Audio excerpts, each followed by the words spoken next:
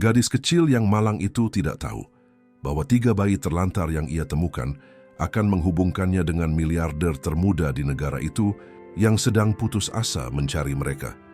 Sebelum kita masuk ke dalam cerita, tinggalkan komentar di bawah dan beritahu kami dari mana Anda menonton.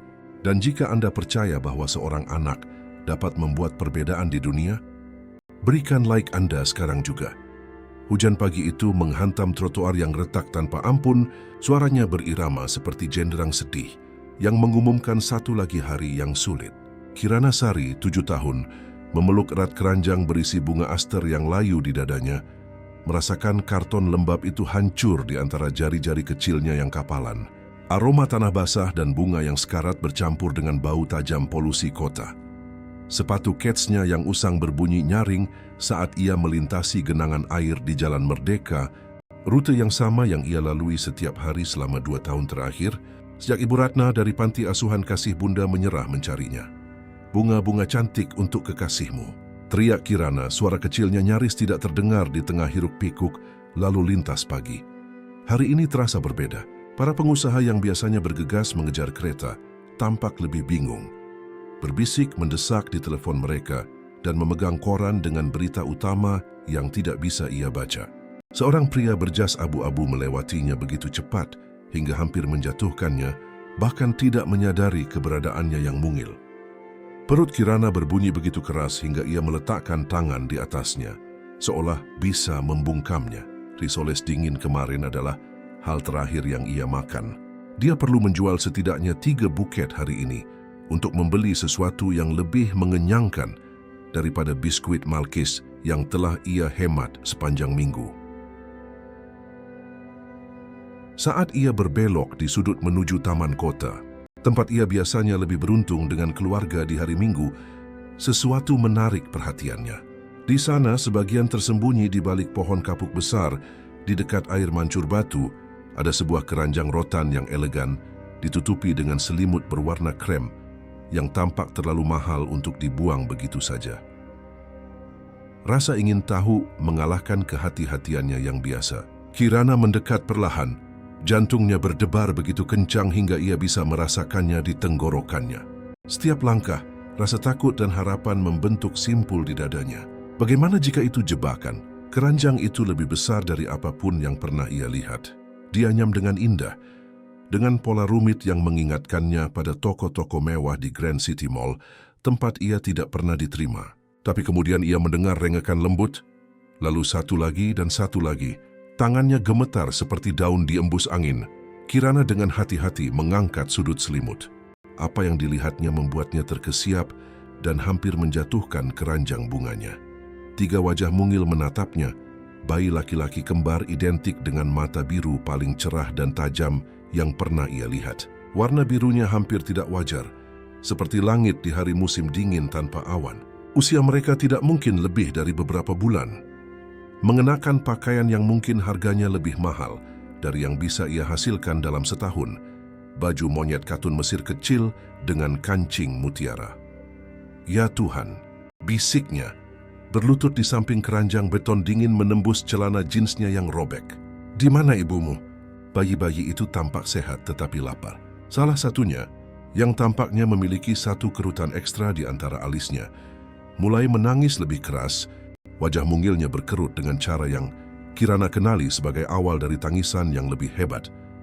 Kirana melihat sekeliling dengan panik, berharap melihat orang tua yang putus asa, mencari di dekatnya.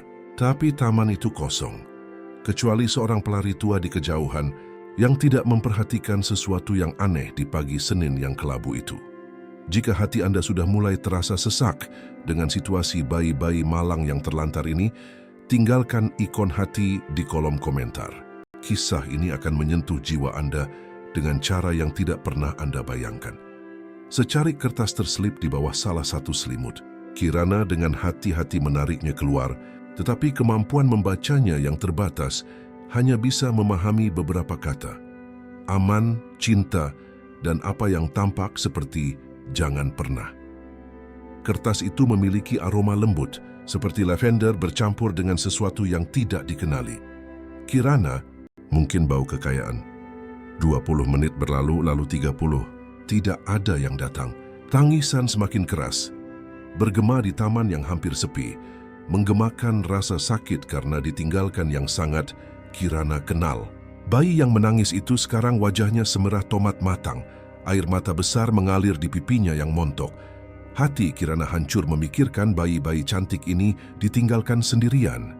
Ia teringat kenangannya sendiri saat ditinggalkan malam-malam dingin di bawah jembatan layang, rasa lapar yang memutar perutnya seperti kepalan tangan yang kejam. Ketakutan terus-menerus bahwa tidak akan ada lagi yang peduli. Aku tidak akan membiarkan ini terjadi pada kalian, bisiknya dengan sengit, terkejut dengan tekad dalam suaranya sendiri. Suara itu keluar dari tenggorokannya seperti auman kecil tapi kuat. Janji seekor singa betina mini. Jika Anda sudah mendukung Kirana, berikan like untuk memberinya kekuatan dalam perjalanan luar biasanya ini. Tidak ada yang bisa menebak apa yang akan terjadi selanjutnya. Mengambil keputusan yang akan mengubah segalanya. Kirana dengan hati-hati mengangkat keranjang yang berat itu. Lengan kurusnya tegang menahan beban, tetapi cinta memberinya kekuatan yang tidak ia sadari ia miliki. Pegangan kulit keranjang itu mengiris telapak tangannya, tetapi ia hampir tidak merasakan sakitnya. Saat ia berjuang menuju gudang kosong yang ia sebut rumah, berkeringat di bawah beban tanggung jawab yang baru ia dapatkan, Kirana tidak tahu bahwa hanya sekitar 2 kilometer jauhnya, Bima Hartono, 30 tahun, sedang menawarkan hadiah 30 miliar rupiah untuk informasi apapun tentang putra-putranya yang hilang. Wajahnya yang sedih ada di setiap layar TV di kota, mata birunya, identik dengan mata bayi-bayi itu, merah karena menangis dan malam-malam tanpa tidur. Di belakang Kirana, tersembunyi di bayang-bayang taman, seseorang mengamati setiap gerakannya dan tersenyum dingin. Perburuan baru saja dimulai, dan sang pemburu bukanlah orang yang Kirana bayangkan. Gudang kosong yang disebut Kirana sebagai rumah tidak pernah terasa sekecil atau serentan ini. Cahaya redup yang masuk melalui jendela kotor menerangi ruang beton yang dingin. Satu kasur robek di sudut, setumpuk pakaian yang terlipat rapi, sumber air yang relatif bersih, dan beberapa buku anak-anak usang yang ia selamatkan dari tempat sampah. 3 bayi mengubah segalanya. Ia dengan hati-hati mengatur keranjang rotan yang elegan di sudut terhangat, menggunakan selimut usangnya sendiri untuk membuat dinding melawan angin dingin yang masuk melalui jendela pecah. Kaca pecah berkilauan seperti berlian berbahaya di bawah cahaya yang merembes masuk. Cahaya pagi yang menyaring melalui kaca retak, melemparkan bayangan menari di wajah-wajah mungil mereka yang sempurna, menciptakan pola memesona yang Kirana amati dengan takjub dan cemas. Oke, anak-anak kecil, bisiknya, mempelajari setiap bayi dengan saksama. Aku akan memanggil kalian Rian, Ryan, dan Ryan. Itu nama-nama yang kuat untuk anak laki-laki kuat seperti kalian. Rian tampaknya adalah pemimpin alami, selalu yang pertama menangis saat lapar, yang pertama tersenyum saat senang. Mata biru cemerlangnya mengikuti setiap gerakan. Kirana dengan kecerdasan yang tampaknya jauh melampaui usianya yang baru beberapa bulan. Ryan lebih pendiam, lebih pengamat, puas mengamati dunia di sekitarnya, dengan mata biru yang sama menakjubkannya, tetapi dengan kelembutan yang mengingatkan Kirana pada pagi yang damai, ketika ia bisa tidur tanpa terbangun oleh sirene atau perkelahian jalanan. Ryan memiliki genggaman terkuat dan akan memegang jari Kirana begitu erat sehingga ia bertanya-tanya, apakah ia entah bagaimana mengerti bahwa dialah satu-satunya yang mereka miliki di dunia yang menakutkan ini. Jari-jari mungilnya terasa sangat hangat di kulit Kirana yang selalu dingin, tetapi nama yang kuat tidak menyelesaikan masalah mendesak. Bayi-bayi itu lapar, menangis serempak yang menggema di dinding gudang, sebuah konser kebutuhan yang membuat Kirana merasa tidak berdaya untuk memenuhinya. Kirana memiliki tepat Rp15.000, uang yang ia peroleh dari menjual bunga asterlayu kepada orang asing, yang terburu-buru yang melemparkan koin ke keranjangnya tanpa menatap matanya. Dan susu formula bayi harganya lebih mahal dari apapun yang pernah ia beli seumur hidupnya yang singkat. Ia memberanikan diri ke warung kelontong Pak Budi, 3 blok jauhnya. Jantungnya berdebar kencang di setiap langkah seperti burung kecil yang ketakutan mencoba melarikan diri dari sangkar rusuknya. Meninggalkan bayi-bayi itu sendirian, bahkan selama 10 menit, terasa seperti meninggalkan mereka. Pikiran itu membuat perutnya mual karena rasa bersalah dan takut empedu naik ke tenggorokannya. Bagaimana jika seseorang mendengar mereka menangis? Bagaimana jika mereka kedinginan? Bagaimana jika mereka membutuhkannya? Pertanyaan-pertanyaan ini menghantam benaknya di setiap langkah tergesa-gesa di atas aspal yang tidak rata. Warung itu tampak sangat terang setelah kegelapan gudang. Lampu neon membuat kepalanya pusing. Bau produk pembersih dan aroma manis buah yang hampir terlalu matang adalah kombinasi yang anehnya menenangkan. Ibu Kim, wanita tua Korea pemilik toko itu, tampak curiga ketika Kirana mendekati konter dengan 3 botol susu dan 1 kaleng kecil susu formula, jenis termurah yang tersedia. "Ini untuk ibumu, sayang?" tanya Ibu Kim dengan lembut. Tangannya yang kapalan berhenti sejenak saat menghitung barang-barang itu. Kukunya pendek dicat dengan warna merah. Pudar yang cocok dengan syal di kepalanya. Suaranya membawa kekhawatiran yang tulus, jenis yang jarang Kirana dengar dari orang dewasa. "Iya, Bu," Kirana berbohong. Pipinya memerah karena malu. Kebohongan itu terasa pahit di lidahnya, seperti susu basi.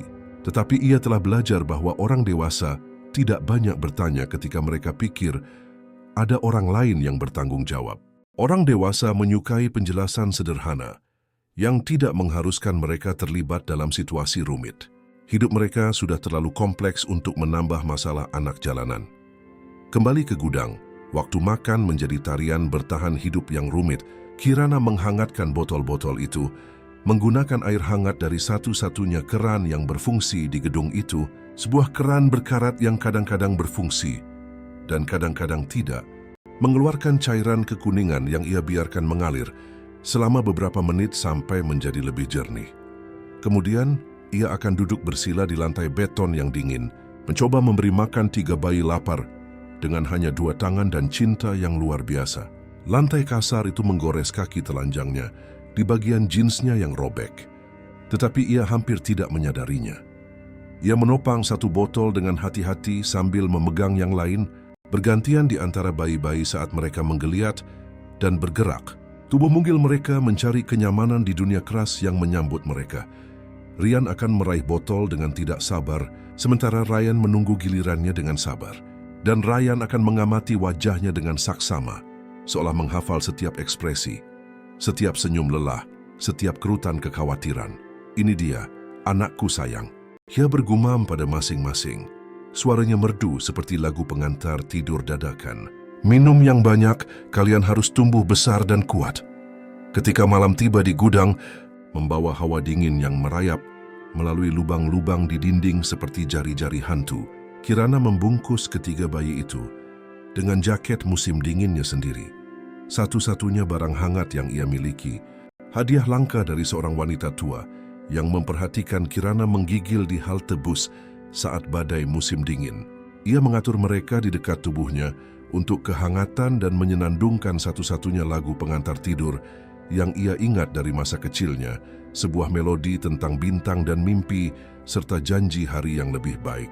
Ia tidak tahu siapa yang pertama kali menyanyikannya untuknya, mungkin ibunya sebelum apapun yang terjadi yang membuatnya masuk ke dalam sistem. Tetapi melodi itu terasa seperti cinta itu sendiri, seperti keamanan di dunia yang tidak aman, dan bayi-bayi itu tampak tenang oleh suara gemetarnya yang manis. "Kita akan baik-baik saja, kan?" Ia berjanji pada mereka dalam kegelapan. Suaranya nyaris berbisik di antara jambul-jambul rambut kecil di kepala mereka. "Aku tidak tahu bagaimana, tapi kita akan baik-baik saja. Aku tidak akan membiarkan sesuatu yang buruk terjadi pada kalian. Aku janji." Di luar sirene meraung di kejauhan dan klakson mobil berbunyi dalam simfoni kota yang tak ada habisnya.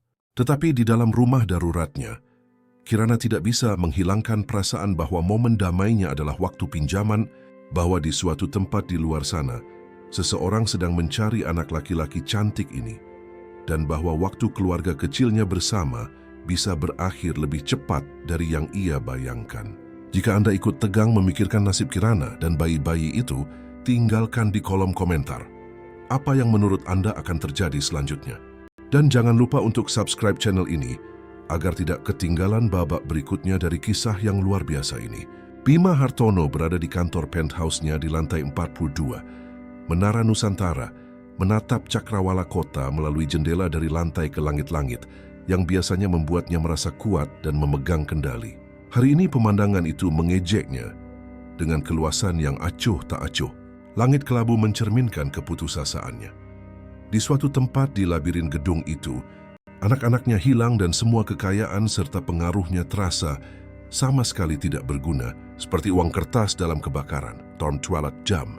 Anak-anaknya telah hilang tepat selama 48 jam, dan setiap menit terasa seperti siksaan seumur hidup. Ia tidak tidur, nyaris tidak makan dan telah mengonsumsi cukup kopi untuk menyuplai pasukan kecil. Rasa pahit minuman itu melekat di lidahnya, seperti pengingat terus-menerus akan ketidakberdayaannya. Penampilannya yang biasanya sempurna kini berantakan. Jas seharga 15 juta rupiahnya kusut, rambutnya yang tertata rapi jatuh di dahinya dalam helaian yang tidak beraturan. Wajahnya suram dengan janggut tipis yang gatal. "Pak, tim khusus dari kepolisian ingin memberikan perkembangan penyelidikan." Asistennya Dewi berkata lembut dari ambang pintu. Dia telah bersamanya selama 6 tahun dan belum pernah melihatnya sehancur ini. Ketenangan bosnya yang biasa kini hancur berkeping-keping, seperti setelan mahal yang diterpa badai hebat. Detektif Wibowo sedang menunggu di ruang konferensi.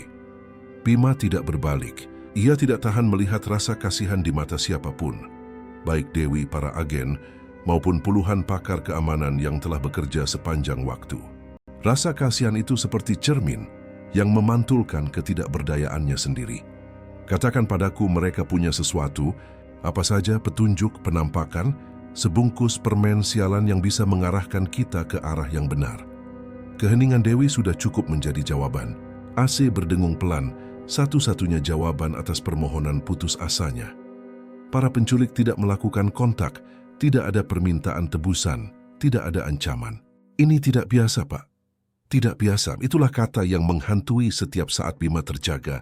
Ketika seseorang mengambil anak-anak dari salah satu orang terkaya di Indonesia, seorang pria yang mengendalikan perusahaan pelayaran, kerajaan properti, dan perusahaan teknologi di 3 provinsi, mereka biasanya menginginkan uang dalam jumlah besar. Keheningan itu lebih menakutkan daripada permintaan tebusan manapun. Ketidaktahuan adalah monster yang memakan ketakutan terdalamnya, tumbuh lebih kuat setiap jam. Bima memikirkan Citra, mantan istrinya, yang kini terbaring tak sadarkan diri di unit perawatan intensif Rumah Sakit Harapan Bangsa. Dokter telah menginduksi koma medis setelah kecelakaan yang seharusnya menewaskan seluruh keluarganya. Bau antiseptik rumah sakit masih melekat di lubang hidungnya, seperti kenangan buruk. Citra sedang mengantar anak-anak ke les musik ketika truk itu menabrak mobil mereka hingga keluar dari jalan. Orang-orang yang sama yang telah mengatur kecelakaan itu, yang direncanakan dengan hati-hati agar terlihat seperti kecelakaan tragis, entah bagaimana telah mengambil anak-anaknya dari reruntuhan. Laporan resmi mengatakan mayat anak-anak itu tidak pernah ditemukan di sungai. Kebenaran tidak resmi yang Bima bayar mahal untuk mengetahuinya adalah bahwa seseorang telah menarik mereka keluar dari mobil sebelum tenggelam. Seseorang dengan sebuah rencana. "Pak," suara Dewi menyela pikiran kelamnya. Waktu hampir habis. Bima menarik napas dalam-dalam, merasakan udara memenuhi paru-parunya dengan menyakitkan. Hubungi Detektif Wibowo di telepon pribadi dan panggil semua stasiun televisi di kota, Metro TV, TVON, Kompas TV, CNN Indonesia, semua saluran lokal. Saya ingin membuat pengumuman. 1 jam kemudian, Bima berdiri di depan dinding kamera di lobi markas besar Hartono Holdings. Pidato yang telah disiapkan oleh tim humasnya tergeletak terlupakan di podium mahoni saat ia menghadapi sirkus media dan berbicara langsung dari hatinya yang hancur. "Seseorang di luar sana memiliki anak-anak saya," ia memulai, suaranya serak karena emosi. Cahaya kamera tanpa ampun menyoroti setiap garis kekhawatiran di wajahnya. 3 bayi laki-laki, kembar 3 identik yang baru berusia 4 bulan. Mereka tidak bersalah, mereka sempurna dan mereka harus pulang. Ia berhenti sejenak, mengumpulkan kekuatan dari suatu tempat jauh di dalam dirinya, seperti seorang penyelam yang mencari napas terakhir sebelum menyelam kembali. Mereka memiliki mata biru terindah yang pernah Anda lihat, dan mereka tertawa saat Anda bernyanyi untuk mereka. Rian memiliki tanda lahir stroberi di pergelangan kaki kirinya. Ryan selalu yang pertama tertidur saat dibacakan dongeng. Dan Ryan, suaranya sedikit pecah. Ryan memiliki genggaman terkuat dari bayi manapun yang pernah saya kenal. Saat ia memegang jari Anda, seolah-olah ia sedang memegang kehidupan itu sendiri. Kamera menangkap setiap emosi saat Bima melanjutkan. Ketenangan pengusahanya yang biasa benar-benar hilang seperti cangkang yang tidak lagi melayani tujuannya. Saya menawarkan hadiah 30 miliar rupiah untuk informasi yang mengarah pada kepulangan mereka dengan selamat. Tidak ada pertanyaan. Saya tidak peduli siapa yang membawa mereka atau mengapa. Saya hanya ingin anak-anak saya pulang ke tempat mereka seharusnya. Jika Anda terharu dengan kisah ini, komentari di bawah apa yang akan Anda lakukan jika berada di posisi Bima. Pendapat Anda penting bagi kami, dan kami ingin tahu bagaimana Anda akan menghadapi situasi yang mustahil ini. Di belakang kamera, di kerumunan wartawan dan penonton, seseorang tersenyum dingin dan diam-diam menjauh dari kekacauan. Pria itu menyesuaikan setelan Italianya yang pas dan masuk ke mobil hitam dengan kaca film yang menunggunya. Permainan menjadi jauh lebih menarik setiap jamnya, dan taruhannya baru saja menjadi jauh lebih tinggi. 3 hari merawat 3 bayi sendirian menghancurkan tubuh kecil Kirana. Lengannya sakit terus-menerus karena menggendong bayi. Punggungnya protes dengan kejang yang membuatnya menggigit bibir agar tidak menangis, dan lecet terbentuk di tangannya karena menghangatkan botol susu. Jari-jarinya pecah-pecah dan merah karena terus-menerus kontak dengan air dan sabun darurat. Ia tidur dalam posisi aneh di lantai gudang yang keras, selalu dengan setidaknya 1 bayi bersarang di dadanya. 2 lainnya dilindungi oleh kehangatan tubuh mungilnya. Tidur datang dalam interval singkat dan gelisah, terganggu oleh tangisan tengah malam dan mimpi buruk tentang pria-pria bayangan yang membawa pergi anak-anaknya. Penjualan bunganya anjlok menjadi 0. Ia tidak bisa meninggalkan bayi-bayi itu cukup lama untuk bekerja di sudut-sudut jalan biasanya, di mana para pengusaha mungkin membeli bunga aster layu karena kasihan atau rasa bersalah. Kelaparan adalah kehadiran yang konstan, seekor serigala lapar yang menggeram di perutnya. Tetapi sesuatu yang indah juga sedang terjadi, sesuatu yang membuat semua kelelahan itu sepadan, sesuatu yang memenuhi gudang kecil itu dengan cahaya bahkan di hari-hari paling kelabu. Jika cerita ini menyentuh hati Anda, bagikan dengan seseorang yang perlu percaya pada kekuatan cinta. Dan jangan lupa subscribe channel ini agar tidak ketinggalan cerita inspiratif seperti ini. Ryan mulai meraih wajahnya ketika ia memberinya makan. Jari-jari mungilnya menjelajahi pipinya dengan rasa ingin tahu yang lembut. Rasanya seperti kupu-kupu hinggap di kulitnya, lembut dan ajaib. Ryan membuat suara gumaman lembut yang terdengar hampir seperti mama, yang membuat hati Kirana serasa bisa meledak karena gembira. Balon harapan mengembang di dadanya. Dan Ryan mengamatinya dengan mata biru yang luar biasa itu, seolah ia mengerti setiap kata yang ia ucapkan, setiap janji yang ia buat, setiap ketakutan yang coba ia sembunyikan. Tatapannya seperti sinar matahari yang menembus awan tebal. "Selamat pagi, anak-anakku yang tampan," bisiknya saat ritual makan pagi mereka, duduk bersila di lantai dingin dengan botol-botol susu berjejer di sekelilingnya, seperti benteng melawan dunia luar. "Hari ini kita harus ekstra pintar. Uang makan kita hampir habis." Uang 15.000 rupiahnya telah menyusut menjadi 2.000 rupiah. Susu formula mungkin akan bertahan 2 hari lagi jika ia mengencerkannya sedikit, sesuatu yang membuatnya merasa bersalah, tetapi tampaknya perlu untuk bertahan hidup. Setiap tetes air tambahan yang ia tambahkan ke campuran, itu seperti pengkhianatan kecil terhadap bayi-bayi yang mempercayainya. Kirana pernah selamat dari kelaparan sebelumnya. Dia pernah berhari-hari tidak makan apa-apa selain kerak pizza bekas dan apel sesekali yang dibuang oleh anak-anak pemilih. Rasa asam buah yang terlalu matang dan rasa kardus dari kotak pizza sudah akrab seperti teman lama. Tetapi melihat bayi menangis karena perut kosong tak tertahankan dengan cara yang membuat dadanya sesak karena panik, seolah-olah tali tak terlihat mengencang di sekitar tulang rusuknya. Saat itulah ia teringat Nenek Asih. Nenek Asih tinggal di gedung bata merah tepat di seberang gudang dan selalu baik pada Kirana. Ia sudah tua, tinggal sendirian dengan 3 kucing gemuk dan sering duduk di tangga daruratnya. Memberi makan hewan liar dengan sabar dan lembut Aroma kue kayu manisnya sering tercium dari jendela yang terbuka, menyiksa Kirana dengan janji-janji kenyamanan yang tampaknya selalu di luar jangkauan. Nenek Asih pernah memberinya coklat panas saat badai musim dingin yang sangat brutal, tanpa bertanya mengapa seorang anak kecil berkeliaran di jalanan sendirian. Tangannya yang keriput telah memegang cangkir yang mengepul dengan kelembutan yang sama, seperti Kirana sekarang memegang bayi-bayi itu. Kirana menghabiskan 1 jam membersihkan bayi-bayi itu dan dirinya sendiri sebaik mungkin dengan air dingin dan handuk kertas yang ia temukan di kamar mandi gudang.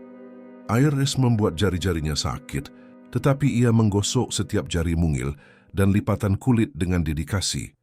Ia menyisir rambutnya yang kusut dengan jari-jarinya sampai simpul-simpul itu menyerah di bawah tekadnya dan membersihkan wajah bayi-bayi itu sampai mereka tampak rapi. Pipi kemerahan mereka bersinar seperti buah persik kecil. Jantungnya berdebar seperti jenderang saat ia dengan hati-hati membawa mereka menyeberang jalan yang sibuk, berdoa agar Nenek Asih ada di rumah dan mau membantu. Berat gabungan ketiga bayi itu membuat lengannya gemetar karena kelelahan, tetapi ia menolak untuk menyerah.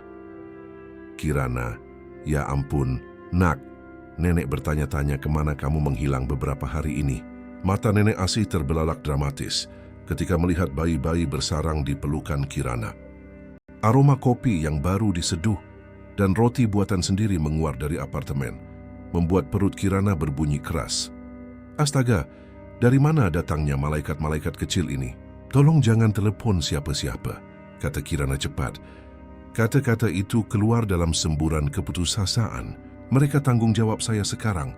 Saya menemukan mereka ditinggalkan dan ketakutan, dan saya tidak bisa begitu saja meninggalkan mereka. Tapi saya butuh bantuan. Saya tidak tahu apa yang harus saya lakukan. Sesuatu dalam suara Kirana, mungkin sikap protektif yang galak, bercampur dengan teror yang tulus, pasti telah meyakinkan Nenek Asih.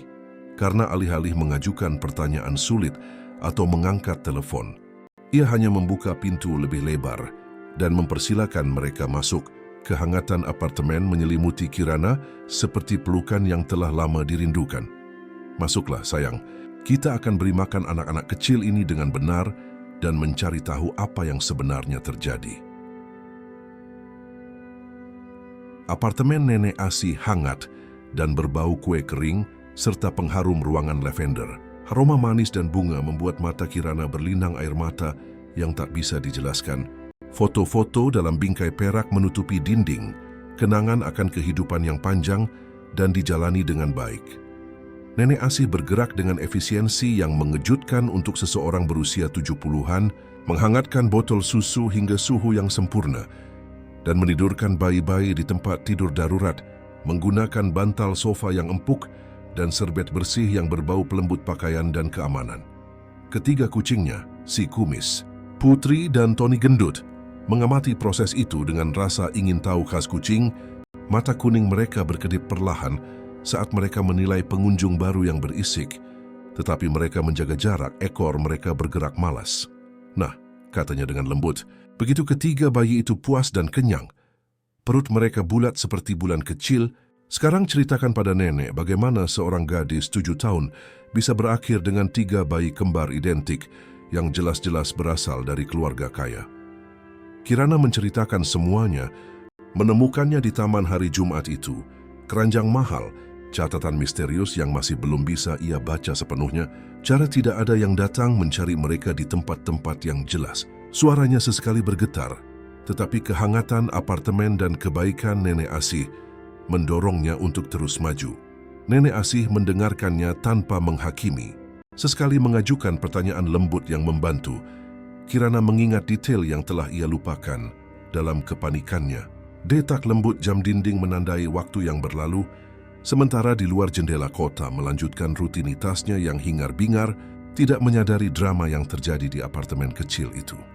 Nak, bayi-bayi ini, mereka bukan temuan biasa, kata Nenek Asih akhirnya, mempelajari pakaian bagus mereka dan kualitas jelas dari semua yang ditinggalkan bersama mereka.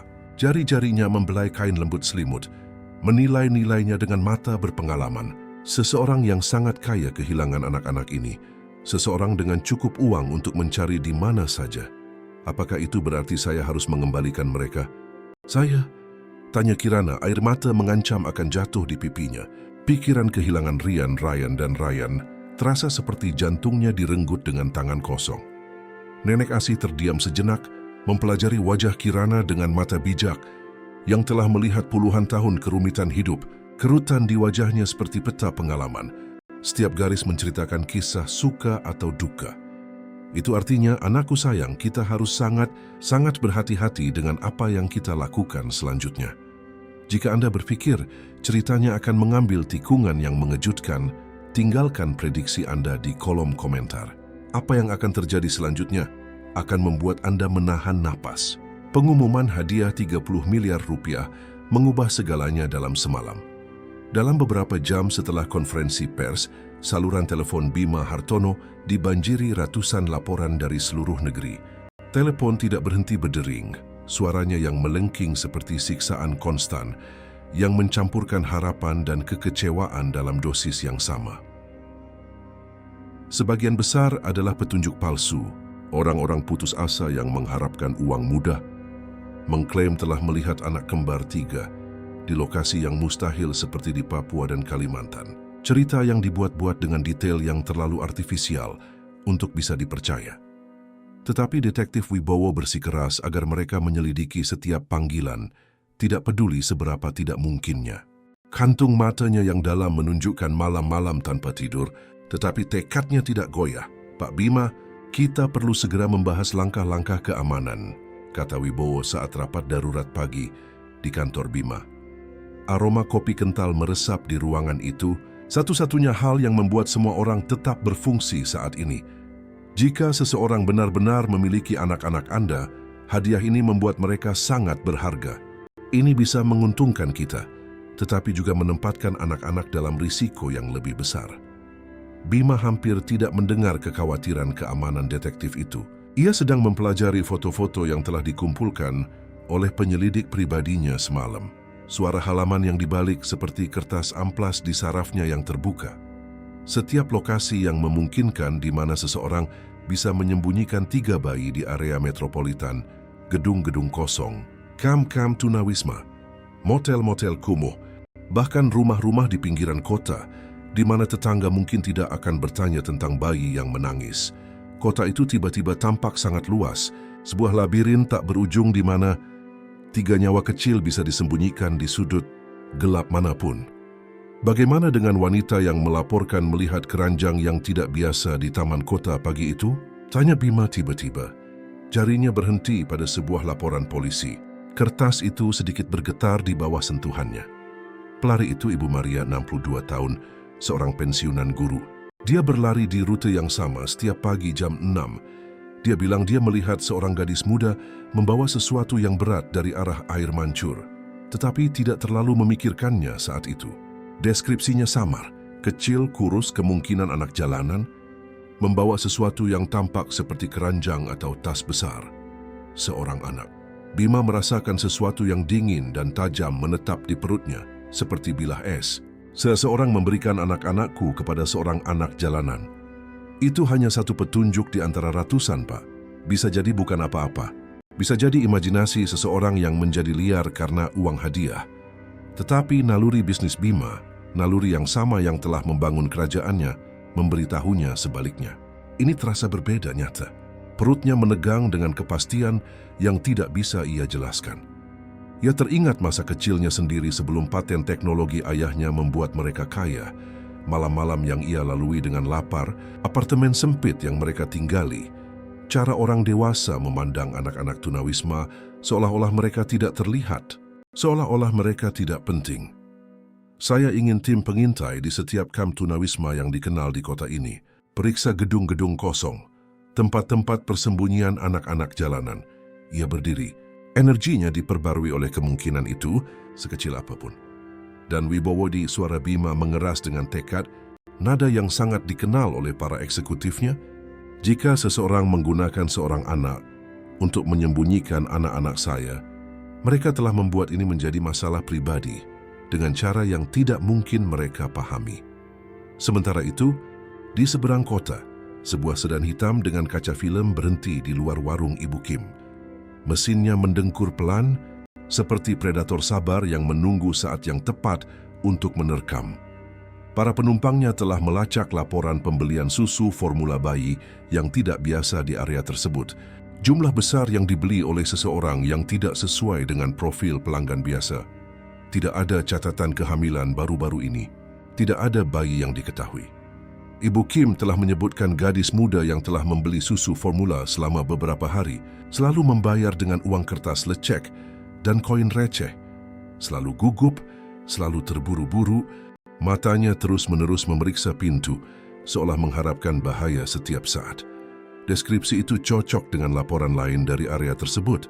Seorang anak kecil kurus terlihat membawa barang-barang berat, bergerak di sekitar lingkungan seolah-olah mencoba tetap tidak terlihat, seperti bayangan di antara bayangan yang lebih besar. Penumpang di sedan itu menelepon nomor yang tidak terdaftar di direktori manapun. Telepon berdering hanya sekali sebelum diangkat. "Kita mungkin telah menemukan mereka," kata sebuah suara, dingin dan profesional seperti baja yang dipoles. Gadis itu cocok dengan beberapa deskripsi saksi. Dia membeli susu formula dan perlengkapan bayi di daerah Menteng. Di ujung telepon, hening sejenak, lalu jawaban yang sama-sama diperhitungkan. "Kirim tim pemulihan untuk melakukan pencarian di area ini." Jeda yang signifikan, seperti napas yang tertahan sebelum menyelam dalam. Dan gadis itu, dia telah menjalankan tujuannya. Atasi dia secara diam-diam. Saluran telepon terputus dan di seberang kota, Bima Hartono melanjutkan pencarian putus asanya, tidak menyadari bahwa orang-orang yang telah mengambil anak-anaknya kini sedang mendekati gadis kecil pemberani yang telah menjadi pelindung tak terduga mereka. Nenek Asih adalah berkah dari Tuhan, tetapi bahkan kebaikan dan pengalamannya tidak dapat menyelesaikan masalah yang semakin menumpuk seperti awan badai di Cakrawala. Bayi-bayi itu tumbuh subur di bawah perawatan yang layak, berat badan mereka bertambah, tidur lebih nyenyak, mengembangkan kepribadian berbeda yang membuat Kirana semakin mencintai mereka. Suara tawa mereka adalah musik di telinganya. Setiap senyuman adalah harta yang ia simpan di dalam hatinya. Tetapi ia tahu mereka tidak bisa bersembunyi selamanya di apartemen kecil wanita tua itu. 3 bayi kembar identik sangat mudah diingat. Jenis hal yang dibicarakan orang, yang membangkitkan rasa ingin tahu, yang menimbulkan pertanyaan yang baik. Kirana maupun Nenek Asih tidak ingin jawab. Dan orang-orang di lingkungan itu mulai memperhatikan aktivitas yang tidak biasa. Tetangga melihat 2 kali ketika mereka lewat. Pemilik toko lokal bertanya tentang tangisan bayi yang terdengar di malam hari. Orang asing berhenti terlalu lama mengamati gedung itu. Mereka semakin kuat setiap hari, Nenek Asih mengamati. Memperhatikan Rian mencoba berguling di atas karpet lembut, sementara saudara-saudaranya menonton dengan penuh minat. Sinar matahari sore menciptakan lingkaran cahaya keemasan di sekitar kepala mungil mereka. Dan semakin mudah dikenali. 3 bayi kembar identik dengan mata biru yang luar biasa itu. Orang-orang akan mengingatnya, mereka akan membicarakannya. Kirana mengangguk, kecemasan tumbuh di dadanya seperti beban fisik, sebuah batu yang semakin besar yang membuat sulit bernapas. Ia telah memperhatikan lebih banyak orang asing di lingkungan itu akhir-akhir ini. Orang-orang yang bukan penduduk sekitar, yang berjalan terlalu lambat, yang mengajukan pertanyaan terlalu santai tentang anak-anak tunawisma, dan penampakan yang tidak biasa. Pria berjas yang mengaku sebagai pekerja sosial, tetapi tidak membawa identitas yang benar. Kilau kancing manset dan jam tangan mahal mereka bertentangan dengan klaim mereka. Wanita yang mengaku dari Dinas Perlindungan Anak, tetapi mengajukan pertanyaan aneh tentang pembelian susu formula. Mata mereka terlalu penuh perhitungan untuk menjadi pekerja sosial sejati. Nek, bagaimana jika keluarga asli mereka adalah orang jahat? Kirana telah bergulat dengan pertanyaan ini selama berhari-hari. Kata-kata itu terasa berat di lidahnya. Bagaimana jika itu sebabnya seseorang meninggalkan mereka di taman? Wanita tua itu terdiam sejenak, tangannya yang kapalan dengan lembut membelai Ryan saat ia tertidur pulas di pangkuannya. Detak jam di dinding menandai waktu yang terus berjalan. Terkadang, Nak, keluarga itu rumit. Orang membuat kesalahan atau keadaan memaksa pilihan yang mustahil. Suaranya membawa beban kenangannya sendiri, kisah-kisah tak terungkap yang hanya bisa dibayangkan Kirana. Tetapi bayi-bayi ini Lihat pakaian mereka, kesehatan mereka sebelum kamu menemukan mereka. Keranjang mahal tempat mereka ditinggalkan. Seseorang sangat mencintai mereka dan ingin mereka ditemukan oleh seseorang yang peduli. Sore itu, saat nenek Asih tertidur di kursi malasnya, suara napasnya yang lambat bercampur dengan dengkuran puas si kumis dan bayi-bayi tertidur pulas di kamar darurat mereka, Kirana memutuskan untuk keluar membeli persediaan. Mereka membutuhkan lebih banyak susu formula, lebih banyak popok, dan nenek Asih kehabisan sabun bayi khusus yang ia belikan, sesuatu yang lembut dengan ekstrak kamomil yang membuat bayi berbau seperti ladang musim. Panas dan keamanan, Kirana baru berjalan 3 blok dari warung ketika ia menyadari ada seorang pria yang mengikutinya. Siama pencemin untuk tidak mencolok, menjaga jarak setengah blok di belakang, berpura-pura melihat etalase toko sambil terus mengawasinya. Tapi Kirana telah mengembangkan naluri tajam akan bahaya selama hidup di jalanan. Ia bisa merasakan mata di punggungnya seperti jarum-jarum kecil yang menusuk kulitnya. Ketika ia tiba-tiba berbelok ke sebuah gang di antara 2 gedung, pria itu mempercepat langkahnya. Suara sepatu mahalnya di trotoar seperti peringatan. Ketika ia kembali ke jalan utama, pria itu sedang berbicara mendesak di telepon. Matanya tidak pernah lepas dari sosok mungilnya. Panik membanjiri sistemnya seperti air es. Jantungnya berdebar begitu kencang hingga ia bisa mendengarnya di telinganya, menenggelamkan suara kota di sekelilingnya. Tanpa berpikir jernih, ia berlari. Pria itu mengejarnya melalui labirin jalan-jalan pusat kota, tetapi Kirana tahu setiap jalan pintas, setiap tempat persembunyian, setiap tangga darurat dan pintu bawah tanah yang bisa memberikan perlindungan. Rasa takut yang seperti logam memenuhi mulutnya saat ia berlari. Paru-parunya terasa terbakar karena usaha. Ia masuk ke pintu masuk stasiun MRT, menyelinap melewati kerumunan penumpang sore, dan akhirnya kehilangan jejaknya di tengah kekacauan distrik komersial, di mana ratusan orang bergerak ke arah yang berbeda, arus manusia yang membawanya menjauh dari bahaya langsung. Ketika ia kembali ke gedung nenek Asih, 40 menit kemudian, terengah-engah dan ketakutan, ia melihat sesuatu yang membuat darahnya membeku. Sebuah sedan hitam terparkir tepat di luar. Jenis mobil yang sama yang ia perhatikan mengikutinya beberapa hari sebelumnya. Jendela-jendela yang digelapkan memantulkan matahari terbenam, menyembunyikan penumpangnya tetapi tidak bahaya yang mereka representasikan. Melalui jendela lantai 3 nenek Asih, ia bisa melihat siluet, sosok-sosok tinggi, yang jelas bukan wanita tua itu.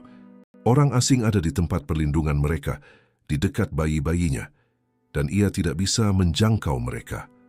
Tangan Kirana gemetar hebat saat ia menyadari kebenaran yang mengerikan. Seseorang tahu tentang bayi-bayi itu. Mereka telah ditemukan dan berada dalam bahaya besar. Dari bayang-bayang di seberang jalan, tersembunyi di balik tempat sampah di gang, ia mengawasi dan menunggu. Hatinya hancur saat ia mendengar salah satu anak laki-lakinya menangis di dalam apartemen di mana ia tidak bisa menjangkau mereka. Tangisan Rian. Ia tahu itu Rian karena ia selalu menangis paling keras saat takut atau lapar.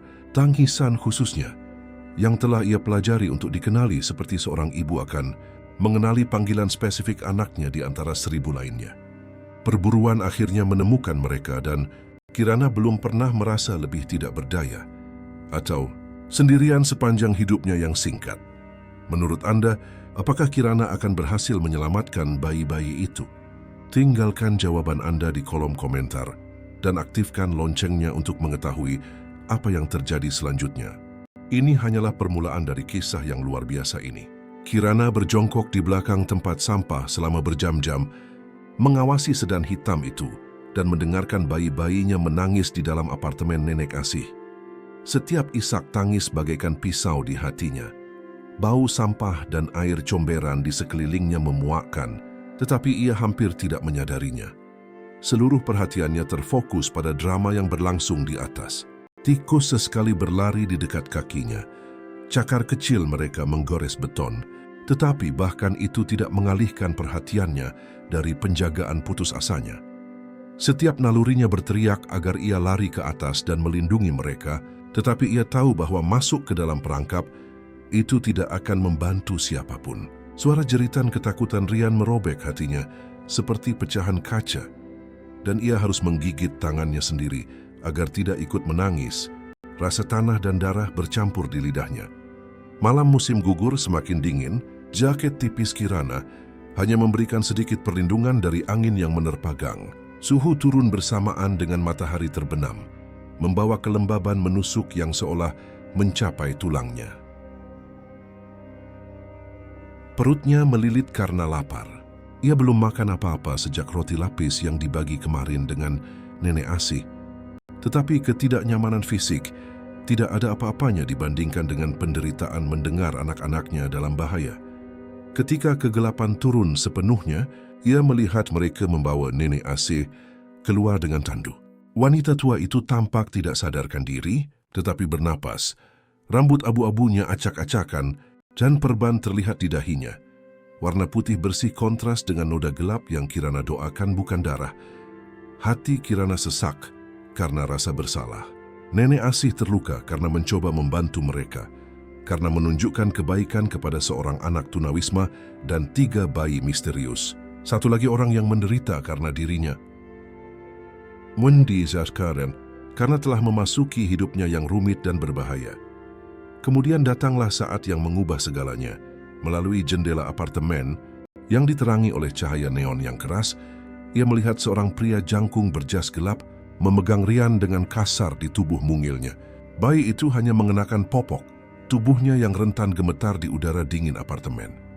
Bahkan dari seberang jalan, ia bisa mendengar jeritan ketakutan anak laki-laki mungilnya. Suaranya menembus malam seperti siren alarm. Ia bisa melihat bagaimana pria itu memperlakukan Rian seperti barang bawaan, bukan anak berharga dan rapuh yang membutuhkan kelembutan dan cinta. Gerakan pria itu tidak sabar, profesional, tanpa pengakuan bahwa ia sedang berhadapan dengan manusia. Gerak-geriknya mekanis, seolah-olah ia sedang menangani sebuah paket, bukan sebuah nyawa. Ketika Rian terus menangis, pria itu mengguncangnya sedikit, menggumamkan sesuatu yang tidak bisa. Kirana dengar, tetapi nadanya jelas mengancam. Tangisan Rian menjadi semakin putus asa. Wajah mungilnya berkerut dalam teror murni. Saat itulah Kirana menyadari sesuatu yang dilewatkan oleh para penculik dalam ketergesaan mereka. Tangga darurat nenek Asih berada di sisi belakang gedung, tersembunyi dari pandangan mereka oleh arsitektur struktur bata tua itu. Wanita tua itu telah menunjukkannya kepada Kirana beberapa hari sebelumnya, menyebutkan bahwa begitulah cara ia lolos dari kebakaran dapur bertahun-tahun yang lalu ketika suaminya masih hidup dan mereka masih muda. Selalu siapkan rute pelarian, nak, katanya dengan senyum konspirasi. Hidup punya cara untuk menjebak kita saat kita tidak menduganya. Kirana menunggu sampai ia melihat 2 pria pergi dengan mobil terpisah, mungkin membawa nenek Asih ke suatu tempat, semoga ke rumah sakit di mana ia bisa mendapatkan bantuan, meskipun Kirana khawatir mereka memiliki niat yang lebih gelap. Ini menyisakan setidaknya 2 orang lagi di apartemen bersama bayi-bayinya. Peluangnya tidak besar untuk seorang gadis 7 tahun, tetapi lebih baik daripada menghadapi tim profesional bersenjata lengkap. Ia menyelinap melalui gang di belakang gedung, menggunakan keterampilan yang telah ia kembangkan selama 2 tahun, menghindari deteksi oleh polisi, pekerja sosial, dan predator sesekali yang melihat anak-anak tunawisma sebagai sasaran empuk.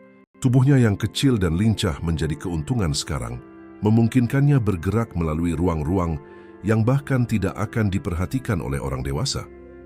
Tangga darurat itu tua dan berkarat, tetapi secara struktural kokoh. Kirana memanjat dengan keheningan yang terlatih. Kakinya yang telanjang menemukan pijakan di kisi-kisi logam, meskipun dingin membuat jari-jarinya mati rasa dan karat menggores kulitnya seperti amplas kasar. Jendela kamar tidur nenek Asih tidak terkunci.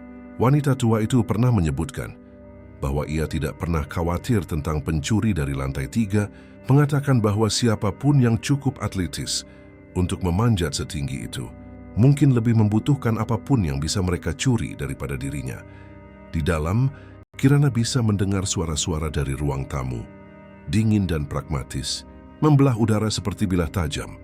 Bos ingin mereka dipindahkan malam ini. Hadiah dari Hartono itu menarik terlalu banyak perhatian polisi dan media. Bagaimana dengan gadis itu? Dia melihat wajah kita, tahu tentang operasi ini. Perintahnya adalah menghilangkan semua saksi. Dia telah menjalankan tujuannya, menjaga mereka tetap hidup, tapi sekarang dia adalah sebuah masalah. Darah Kirana berubah menjadi air es di pembuluh darahnya. Mereka tidak hanya mengambil bayi-bayi itu, mereka berencana untuk membunuhnya. Tapi kenapa? Jika ini tentang uang tebusan dari orang tua kaya, mengapa membunuh seorang anak tunawisma yang tidak akan ada yang merindukannya? Apa yang mungkin ia ketahui yang membuatnya berbahaya bagi mereka? Ia merangkak menuju ruang tamu, tetap rendah di belakang perabotan nenek Asih.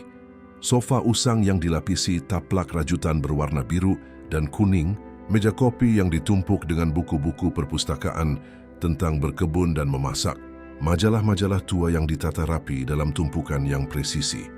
Melalui pintu, ia bisa melihat Ryan dan Ryan di keranjang rotan mereka. Keduanya menangis histeris, wajah mungil mereka merah karena kesusahan dan kebingungan.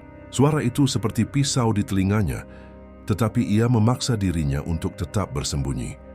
Ryan sedang digendong oleh seorang pria dengan mata dingin dan sepatu mahal, yang mungkin harganya lebih mahal dari gaji kebanyakan orang dalam sebulan. Kulit Italia mengkilap yang belum pernah mengenal lumpur atau kerja keras. Genggaman pria itu terlalu erat, terlalu ceroboh. Memperlakukan anak laki-laki berharganya seperti benda, bukan anak kecil. Tenang, geram pria itu tidak sabar, sambil menyesuaikan jam tangan emasnya. Dengan tangan yang bebas, obat penenang seharusnya bekerja lebih cepat pada bayi sekecil ini. Obat penenang, mereka membius bayi-bayinya, meracuni anak-anak tak berdosa yang telah ia perjuangkan dengan susah payah untuk dilindungi dan dirawat. Kirana belum pernah merasakan kemarahan seperti ini sebelumnya. Kemarahan itu membakar tubuh mungilnya, seperti api cair, membuatnya lupa akan rasa takut, lupa akan peluang yang mustahil, lupa akan segalanya kecuali melindungi anak-anak yang ia cintai lebih dari nyawanya sendiri.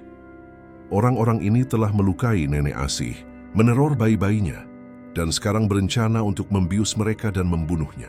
Ketidakadilan dari semua ini membuat sesuatu berubah di dalam dirinya, sebuah transformasi dari mangsa menjadi predator.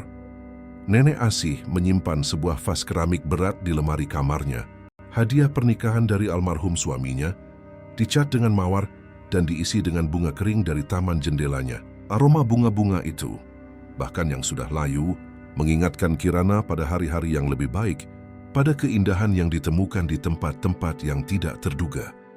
Kirana mencengkeramnya dengan kedua tangan, terkejut dengan beratnya, tetapi bertekad untuk menggunakan senjata apapun yang bisa ia temukan. Vas itu terasa dingin dan kasar di telapak tangannya, kokoh seperti sebuah janji. "Pak, kita harus pindahkan mereka sekarang. Terlalu banyak orang di gedung ini yang mendengar tangisan tadi. Seseorang bisa memanggil polisi." "Baiklah, bawa mereka ke van dan terus cari tikus jalanan itu. Dia tidak mungkin pergi jauh dengan berjalan kaki." Pria yang memegang Ryan itu membalikkan punggungnya untuk memberikan bayi itu kepada rekannya, akhirnya memberi Kirana celah yang telah ia tunggu-tunggu. Ia memukul dengan sekuat tenaga, menyalurkan semua cinta dan ketakutannya ke dalam satu gerakan putus asa. Vas itu pecah di tengkorak pria itu.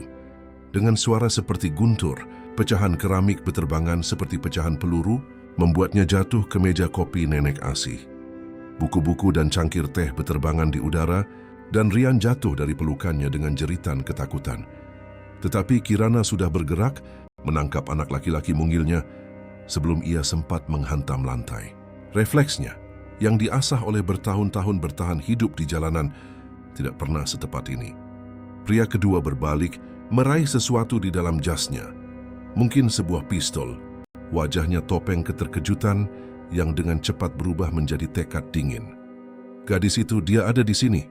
Target ada di dalam gedung," teriaknya ke sebuah radio kecil yang terpasang di kerahnya.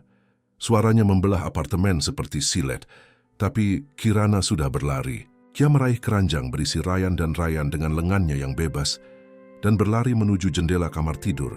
Jantungnya berdebar begitu kencang hingga ia bisa mendengarnya di atas segalanya jenderang perang di telinganya. "Berhenti sekarang juga atau aku tembak," teriak pria itu, tetapi Kirana tidak menoleh ke belakang. Tembakan meletus di belakangnya saat Kirana melompat melalui jendela ke tangga darurat. Kaca pecah di sekelilingnya seperti hujan mematikan, dan sebutir peluru melesat melewati kepalanya. Cukup dekat hingga ia bisa merasakan pergeseran udara, desisan lembutnya seperti bisikan kematian. Tetapi ia terus bergerak, memeluk ketiga bayi itu. Saat ia menuruni tangga logam dengan kecepatan putus asa, kakinya yang telanjang menemukan pijakan di mana orang dewasa pasti akan terpeleset dan jatuh. Ia tiba di gang sambil berlari, kaki kurusnya membawanya, dan bayi-bayi itu menuju labirin jalan-jalan pusat kota, di mana ia tahu setiap tempat persembunyian, setiap jalan pintas, setiap rute pelarian yang bisa menyelamatkan hidup mereka. Di belakangnya, ia mendengar pintu mobil dibanting dan mesin digas dengan tergesa-gesa. Ban berdecit di aspal, dan suara-suara meneriakkan perintah dalam kode. Cahaya senter yang kuat mulai menyapu gang, seperti jari-jari bercahaya yang mencoba menangkapnya. Pengejaran sedang berlangsung, dan kali ini adalah hidup atau mati bagi mereka semua. Jika jantung Anda berdebar sekencang jantung kami, berikan like agar Kirana mendapatkan kekuatan dalam pelarian putus asa ini. Anda tidak akan percaya apa yang terjadi selanjutnya. Detektif Wibowo menerobos masuk ke kantor Bima pada pukul 2.43 pagi. Wajahnya muram karena kelelahan dan beban wahyu baru yang akan mengubah segalanya. Ia telah menangani kasus ini selama 72 jam berturut-turut, bertahan hidup dengan kopi dan tekad, mengikuti petunjuk yang tampaknya buntu hingga malam ini. Bau parfum murahnya bercampur dengan keringat dan disinfektan rumah sakit mendahului kedatangannya, aroma yang kini Bima kaitkan dengan berita buruk dan harapan yang pupus. Kami menemukan sesuatu, Wibowo mengumumkan tanpa basa-basi, melemparkan sebuah map ke atas meja mahoni yang mengkilap. Apartemen Nenek Asih di Jalan Sudirman. Ada perkelahian, darah berceceran di dinding, perabotan rusak, dan tetangga melaporkan suara tembakan sekitar tengah malam. Bima langsung waspada. Kelelahannya terlupakan saat adrenalin membanjiri sistemnya seperti obat kuat. Ia telah duduk di kursi kantornya selama berjam-jam, menatap foto anak-anaknya yang hilang, berdoa untuk berita apapun yang bisa membawa mereka pulang. Anak-anak saya, ia hampir takut untuk bertanya, apakah mereka ada di sana? Kami menemukan botol susu, pakaian bayi, mainan yang cocok dengan deskripsi saat mereka menghilang. Wibowo berbicara cepat, kata-katanya keluar dalam semburan mendesak. Seseorang telah merawat mereka dengan baik, memberi mereka makan, menjaga mereka tetap bersih, memperlakukan mereka dengan cinta. Wibowo meletakkan kantong bukti transparan di atas meja, berisi secarik kertas yang membuat napas Bima tertahan. Kertas itu lecek dan ternoda, tetapi tidak salah lagi. Dan kami menemukan ini. Itu adalah catatan dari keranjang rotan asli, kata-kata yang ditulis tangan oleh ibu si kembar tiga sebelum kecelakaan. Instruksi putus asa terakhirnya jika terjadi sesuatu yang salah. Tapi sekarang Bima bisa melihat sesuatu yang membuat jantungnya berdebar dengan kemungkinan baru. Di sudut, nyaris tidak terlihat di bawah pencahayaan laboratorium yang ditingkatkan, ada sidik jari parsial yang tidak ada di sana. Ketika bayi-bayi itu pertama kali diambil dari lokasi kecelakaan, sebuah tanda kecil yang mengubah segalanya. Sidik jari ini milik seorang gadis berusia 7 tahun bernama Kirana Sari, lanjut Wibowo. Nada profesionalnya tidak bisa sepenuhnya menyembunyikan kekaguman dalam suaranya. Secara resmi, dia tidak ada di sistem pemerintah manapun, tidak ada catatan keluarga, tidak ada alamat, tidak ada pendaftaran sekolah. Dia telah hidup di jalanan setidaknya selama 2 tahun, sama sekali tidak terlihat oleh dinas sosial. Wibowo berhenti sejenak, mengusap rambutnya yang beruban dengan gerakan lelah.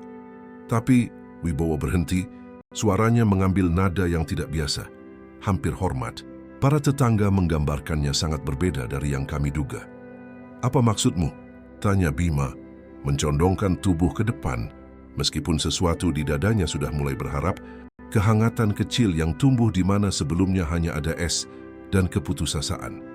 Dia tidak bekerja sama dengan para penculik, kata Wibowo, menatap Bima tepat di mata. Menurut Nenek Asih, wanita tua yang membantunya, gadis kecil ini menemukan bayi-bayi itu ditinggalkan di taman kota dan telah merawat mereka seolah-olah mereka adalah keluarganya sendiri. Suara Wibowo menjadi lebih rendah, seolah-olah ia sedang menceritakan sesuatu yang sakral. Dia melawan orang-orang bersenjata malam ini untuk menyelamatkan mereka. Dia menggunakan vas keramik sebagai senjata melawan para profesional dengan pistol otomatis. Ibu di apartemen 302 mengatakan dia melihat seorang anak kecil menuruni tangga darurat dengan 3 bayi sementara orang-orang menembakinya. Bima merasa dunia berubah di sekelilingnya. Pemahamannya tentang seluruh situasi dibentuk ulang seperti tanah liat di bawah tangan-tangan terampil. Udara tiba-tiba terasa lebih ringan, lebih mudah untuk bernapas. Anda mengatakan bahwa seorang anak tunawisma telah membesarkan anak-anak saya, melindungi mereka. Tidak hanya membesarkan, tegas Wibowo, mempertaruhkan nyawanya untuk mereka berulang kali.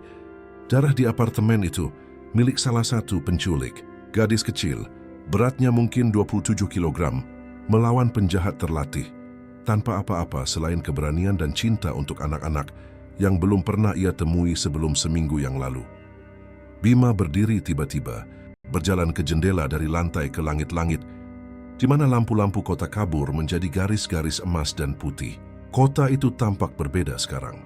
Bukan lagi labirin yang memusuhi yang menyembunyikan anak-anaknya, tetapi tempat di mana keajaiban bisa terjadi, di mana seorang anak terlantar bisa menjadi pahlawan yang tak terduga. Di suatu tempat di luar sana, seorang gadis 7 tahun sedang berlari melalui jalan-jalan berbahaya dengan anak-anaknya, dikejar oleh para pembunuh.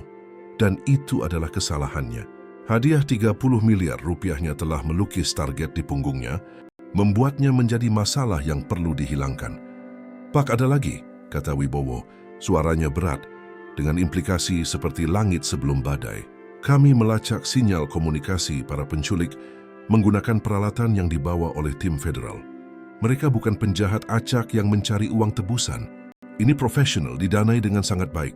Dan seseorang telah merencanakan operasi ini selama berbulan-bulan, mungkin bertahun-tahun. Siapa? Tanya Bima. Meskipun ia mulai curiga bahwa jawabannya akan menghancurkan semua yang ia pikir ia ketahui tentang hidupnya. Kecurigaan dingin terbentuk di benaknya, seperti kristal es yang tumbuh di air dingin. Kami pikir ini terkait dengan bisnis Anda, tetapi tidak seperti yang Anda duga. Seseorang yang ingin menyakiti Anda secara spesifik, bukan hanya mencuri uang. Anak-anak itu tidak pernah dimaksudkan untuk ditebus. Mereka seharusnya menghilang secara permanen, dan kecelakaan mobil itu dirancang untuk menghilangkan seluruh masalah. Tangan Bima mengepal saat ia memproses informasi ini. Jari-jarinya menancap ke telapak tangannya cukup keras untuk meninggalkan bekas berbentuk bulan sabit di kulitnya.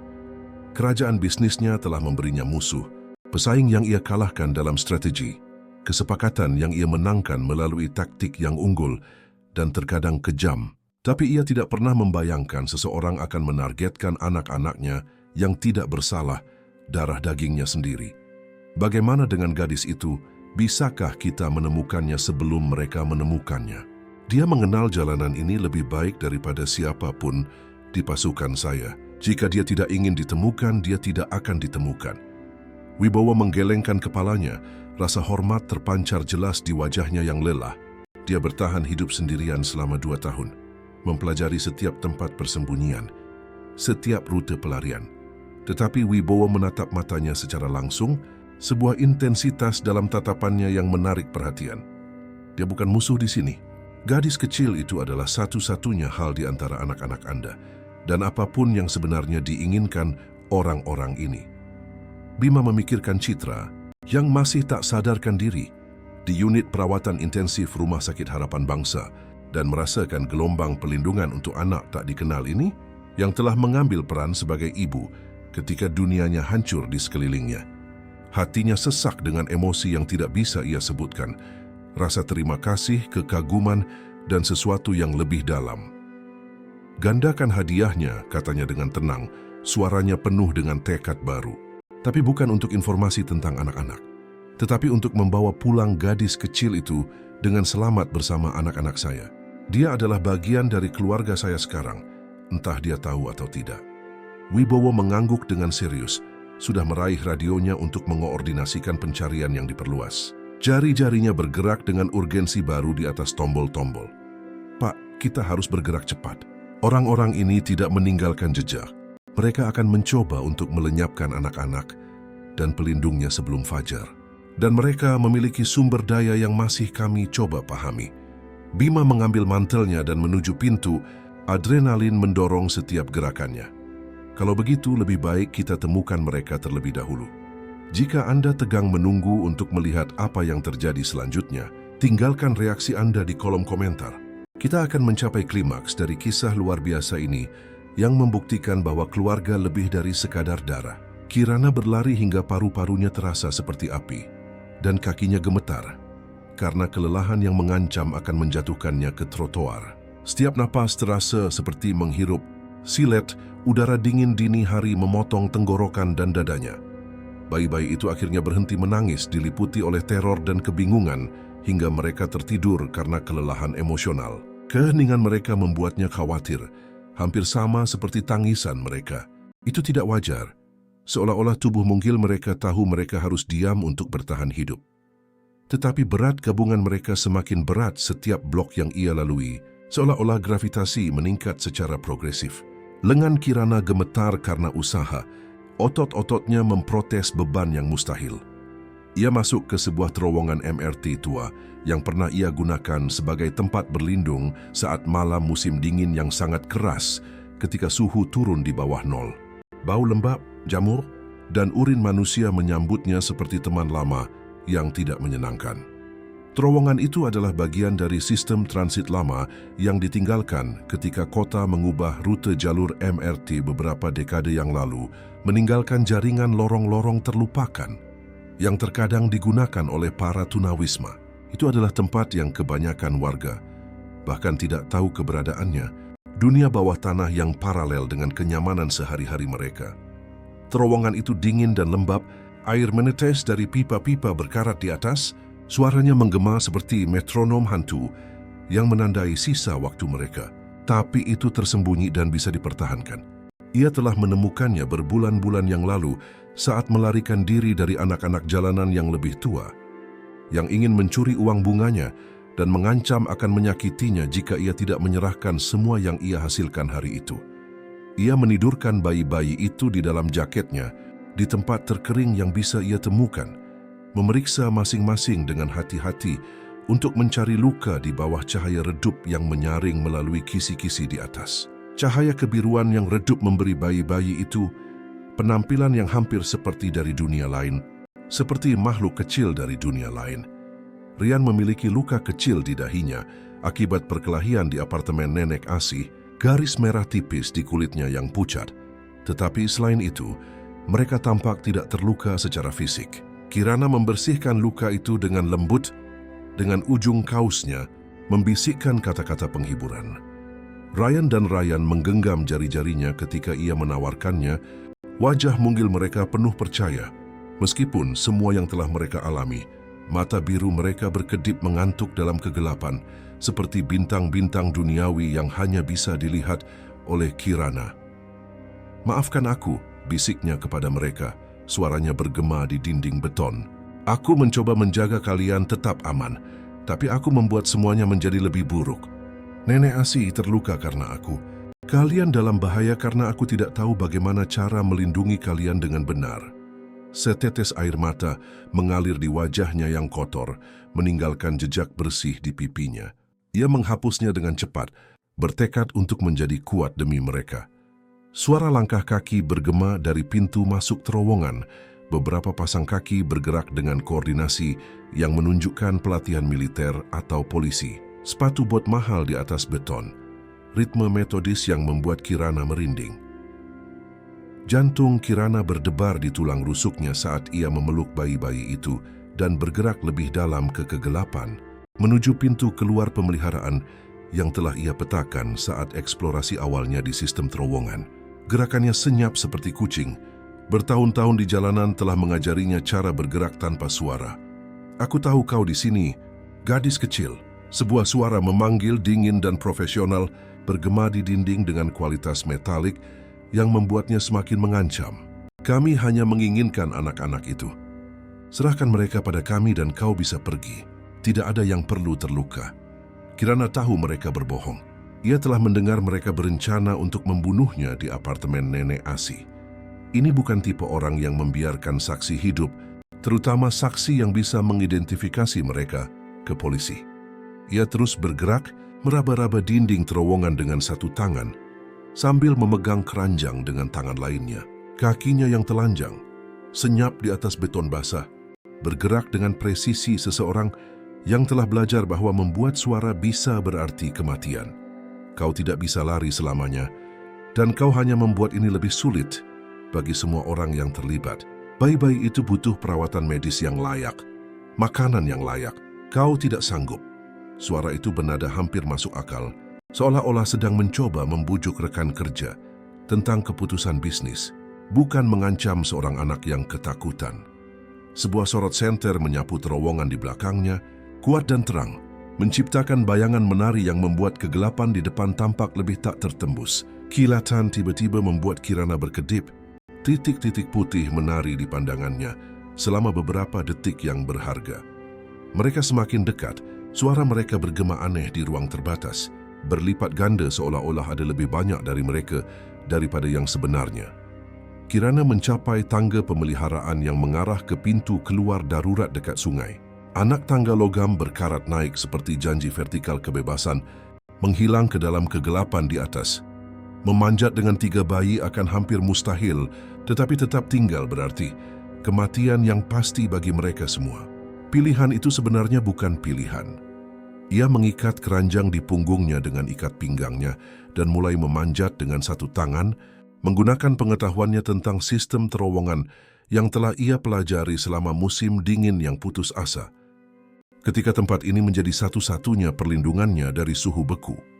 Setiap anak tangga adalah penderitaan, lengannya sakit karena beban, dan bahunya menjerit karena usaha.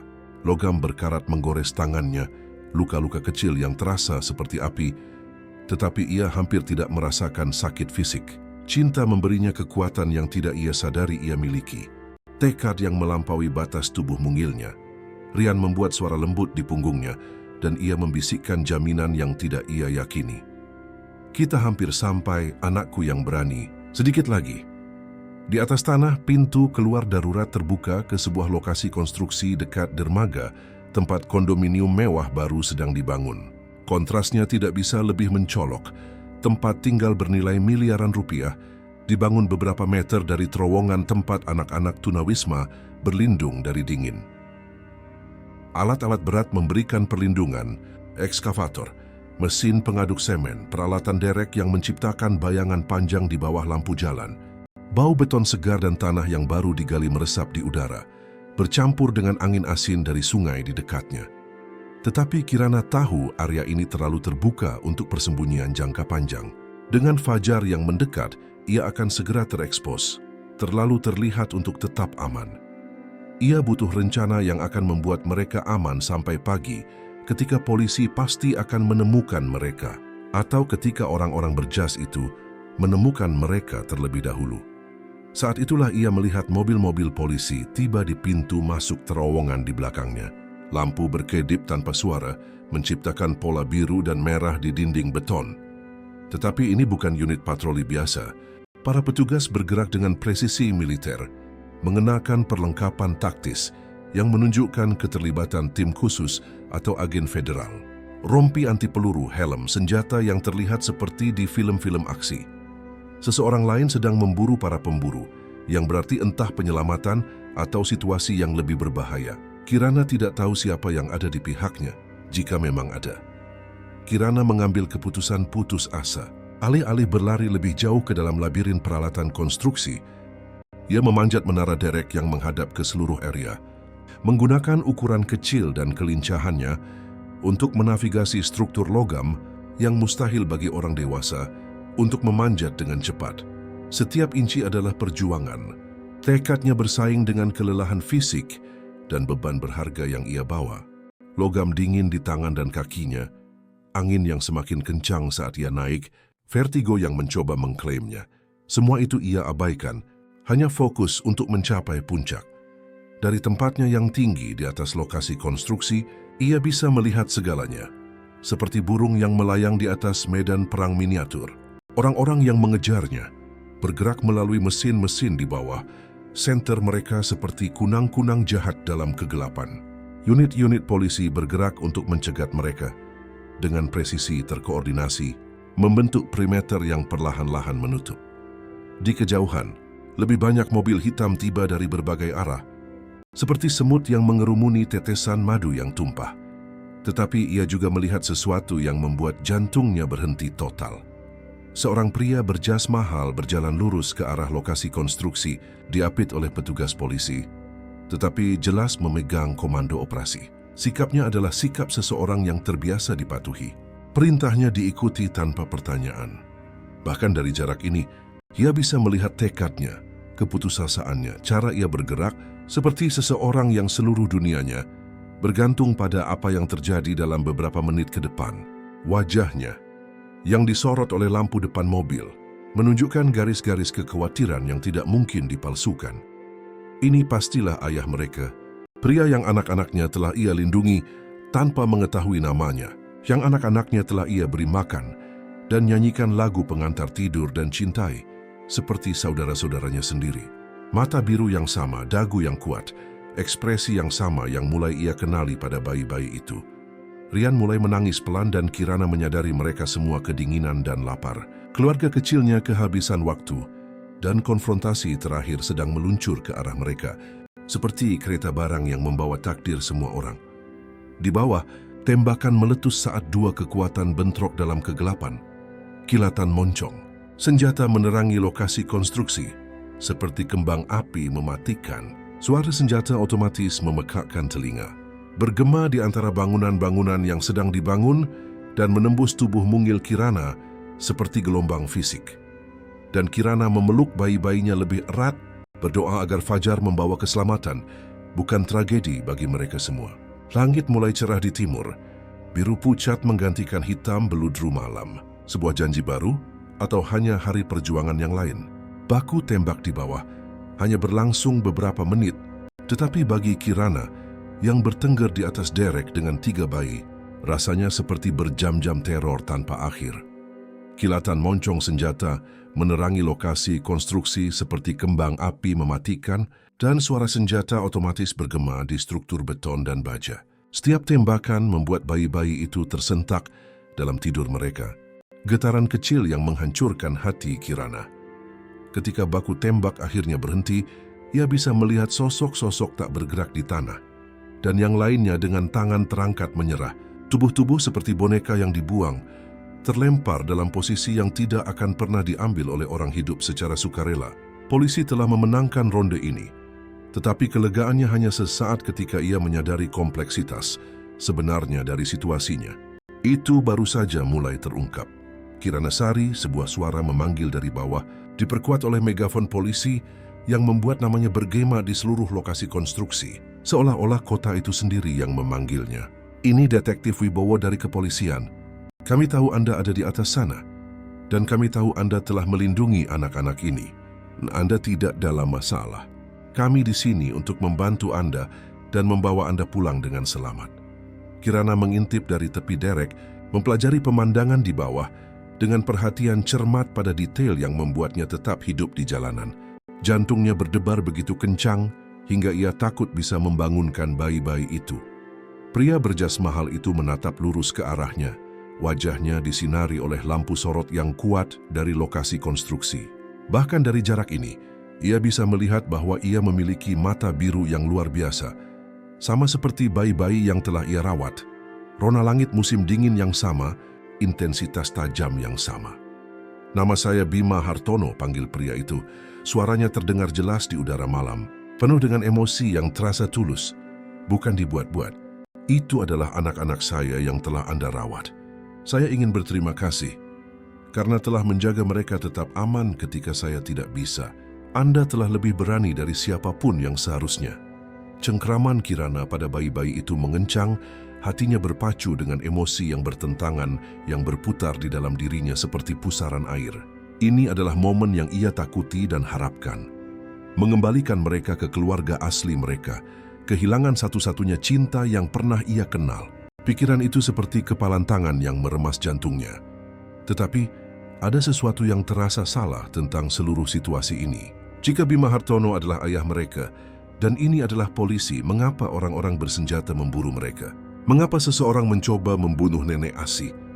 Mengapa dunia tampak bertekad untuk menyakiti 3 bayi tak berdosa? Saat itulah Detektif Wibowo mengatakan sesuatu yang mengubah semua yang ia pikir ia pahami. Kirana, orang-orang yang mengejarmu malam ini, mereka tidak bekerja untuk Pak Bima. Mereka bekerja untuk seseorang yang telah mencoba menyakiti keluarganya, seseorang yang mengatur kecelakaan mobil yang seharusnya membunuh anak-anak ini dan ibu mereka. Sebuah suara baru membelah udara malam, halus akrab dengan cara yang membuat kulit Kirana merinding, dan dingin dalam otoritasnya yang santai, sangat mengecewakan. Saya berharap ini akan diselesaikan lebih diam-diam, tanpa melibatkan begitu banyak saksi dan komplikasi. Kirana melihat ke bawah untuk melihat seorang pria yang lebih tua, berpakaian bagus, keluar dari limusin hitam yang tidak ia sadari datang saat baku tembak. Jasnya tampak lebih berharga dari apapun yang pernah. Kirana lihat seumur hidupnya, setiap detailnya meneriakkan kekuasaan dan kekayaan. Bahkan dalam cahaya redup, ia bisa melihat kemiripannya dengan Bima Hartono. Mereka memiliki garis rahang yang sama, postur percaya diri yang sama, sikap yang menuntut perhatian. Tetapi di mana Bima memancarkan keputusasaan dan cinta, pria ini memancarkan perhitungan dingin dan amarah yang nyaris tidak terkendali. Beberapa pendatang baru muncul dari kendaraan lain, bergerak dengan presisi profesional yang sama seperti para penculik sebelumnya. Ini bukan polisi atau agen federal. Ini adalah keamanan swasta, mahal dan mematikan. Orang-orang yang matanya telah melihat hal-hal yang mengeraskan mereka melampaui kemanusiaan normal. "Halo nak," kata pria tua itu dengan santai, seolah-olah sedang menyapa Bima di sebuah makan malam keluarga, bukan di tempat kejadian perkara. "Kulihat kau menemukan cucu-cucuku. Sungguh merepotkan." Bima berbalik, wajahnya menunjukkan keterkejutan, pengkhianatan dan kengerian yang semakin besar saat ia memproses apa yang sedang terjadi. Pemahaman menyebar di wajahnya seperti tinta di air jernih. "Ayah, apa yang ayah lakukan di sini? Bagaimana ayah tahu tentang lokasi ini?" "Membersihkan kekacauan yang sudah benar-benar di luar kendali," jawab ayah Bima dengan efisiensi dingin. "Kau seharusnya tidak pernah menemukan mereka, Bima. Mereka seharusnya mati dalam kecelakaan itu bersama ibu mereka, bersih, sederhana, tanpa komplikasi." "Ayah," suara Bima nyaris tidak lebih dari bisikan, tetapi Kirana bisa mendengar kehancuran di dalamnya, bahkan dari tempatnya yang tinggi. "Ayah mencoba membunuh anak-anakku. Aku mencoba menyelamatkan warisan keluarga kita." Ayah Bima membentak, ketenangannya retak untuk pertama kalinya, mengungkapkan sesuatu yang jelek dan kuno di bawah fasad yang dipoles. "Pernikahanmu dengan wanita itu sudah cukup buruk. Orang biasa dari keluarga kelas menengah tanpa koneksi tidak ada nilai bagi kerajaan kita. Tapi anak-anak ahli waris yang bisa menantang semua yang telah kubangun, yang bisa memecah warisan dan melemahkan kendali kita. Aku tidak bisa mengizinkannya." Kirana menonton dengan ngeri saat ia menyadari kebenarannya. Ini bukan tentang penculik acak atau musuh bisnis yang mencari tebusan. Ini tentang seorang kakek yang mencoba membunuh cucunya sendiri untuk melindungi kekayaan dan kekuasaannya, yang melihat bayi sebagai penghalang, bukan nyawa yang berharga. Jika plot twist ini membuat Anda terdiam, komentari kaget di bawah dan bagikan cerita luar biasa ini dengan teman-teman Anda. Tidak ada yang akan percaya apa yang terjadi selanjutnya. Gadis itu telah menjalankan tujuannya, lanjut ayah Bima dengan dingin. Menatap ke atas derek tempat Kirana bersembunyi, matanya bertemu dengan matanya dengan presisi yang menakutkan. Dia menjaga mereka tetap hidup, sampai kita bisa mengatur solusi yang lebih permanen. Tapi sekarang setelah kau melibatkan polisi dan menciptakan sirkus ini, kita perlu menghilangkan semua saksi dan memulai dari awal." "Ayah gila," kata Bima, menjauh dari ayahnya dengan rasa jijik yang jelas, seolah-olah kedekatan fisik adalah kontaminasi. "Mereka bayi yang tidak bersalah. Mereka darah dagingmu sendiri, cucumu. Mereka adalah penghalang bagi dominasi berkelanjutan keluarga kita, tidak lebih." Nadanya adalah nada seseorang yang menjelaskan konsep sederhana kepada anak yang keras kepala. Perasaan adalah kemewahan yang tidak bisa kita miliki ketika miliaran rupiah dipertaruhkan. Ayah Bima mengangkat tangannya dan anak buahnya mulai bergerak menuju Derek dengan koordinasi militer, menyebar seperti gelombang hitam tanpa henti. Tetapi Bima sudah berlari, berteriak pada Kirana dengan urgensi putus asa, "Lompat, aku akan menangkapmu. Percayalah padaku, aku tidak akan membiarkan apapun terjadi padamu atau anak-anakku." Kirana melihat bayi-bayi di pelukannya. Rian menggeliat gelisah. Kepalan tangan mungilnya menempel di dadanya, seolah merasakan jantungnya yang berdebar kencang. Ryan tertidur pulas, tidak menyadari drama di sekelilingnya. Ryan menggenggam jarinya dengan kekuatan mengejutkan, seolah mengerti bahwa mereka berada di saat yang genting. Kemudian ia menatap Bima, yang wajahnya menunjukkan cinta putus asa yang sama yang ia rasakan. Cinta seorang ayah yang rela mati untuk anak-anaknya. Emosi yang sama yang telah menuntun setiap keputusannya selama beberapa hari terakhir. Dan ia membuat pilihannya. Ia melompat ke dalam kegelapan, mempercayai orang asing, karena cinta mengenali cinta, membawa 3 bayi menuju keselamatan atau bencana. Angin bersiul di telinganya selama detik-detik kejatuhan bebas yang abadi. Dunia bergerak dalam gerakan lambat di sekelilingnya. Bima menangkap Kirana dan bayi-bayi itu dalam sebuah tabrakan yang membuat keduanya kehabisan napas, tetapi lengannya yang kuat menyerap benturan dan menjaga mereka tetap aman. Aroma parfum mahal dan kopi pahitnya menyelimuti. Kirana seperti sebuah janji saat mereka jatuh bersama ke tanah yang keras, tubuhnya menjadi perisai untuk melindunginya dan bayi-bayi itu. Lokasi konstruksi meledak dalam kekacauan di sekitar mereka saat sirene polisi meraung dari segala arah dan unit pendukung mengepung area itu dengan presisi terkoordinasi. Lampu sirin, teriakan, sebuah simfoni urgensi dan konfrontasi. Apakah mereka terluka? Tanya Bima dengan panik. Tangannya gemetar saat ia memeriksa anak-anaknya dengan kelembutan putus asa. Jari-jari lembut memeriksa setiap inci tubuh mereka.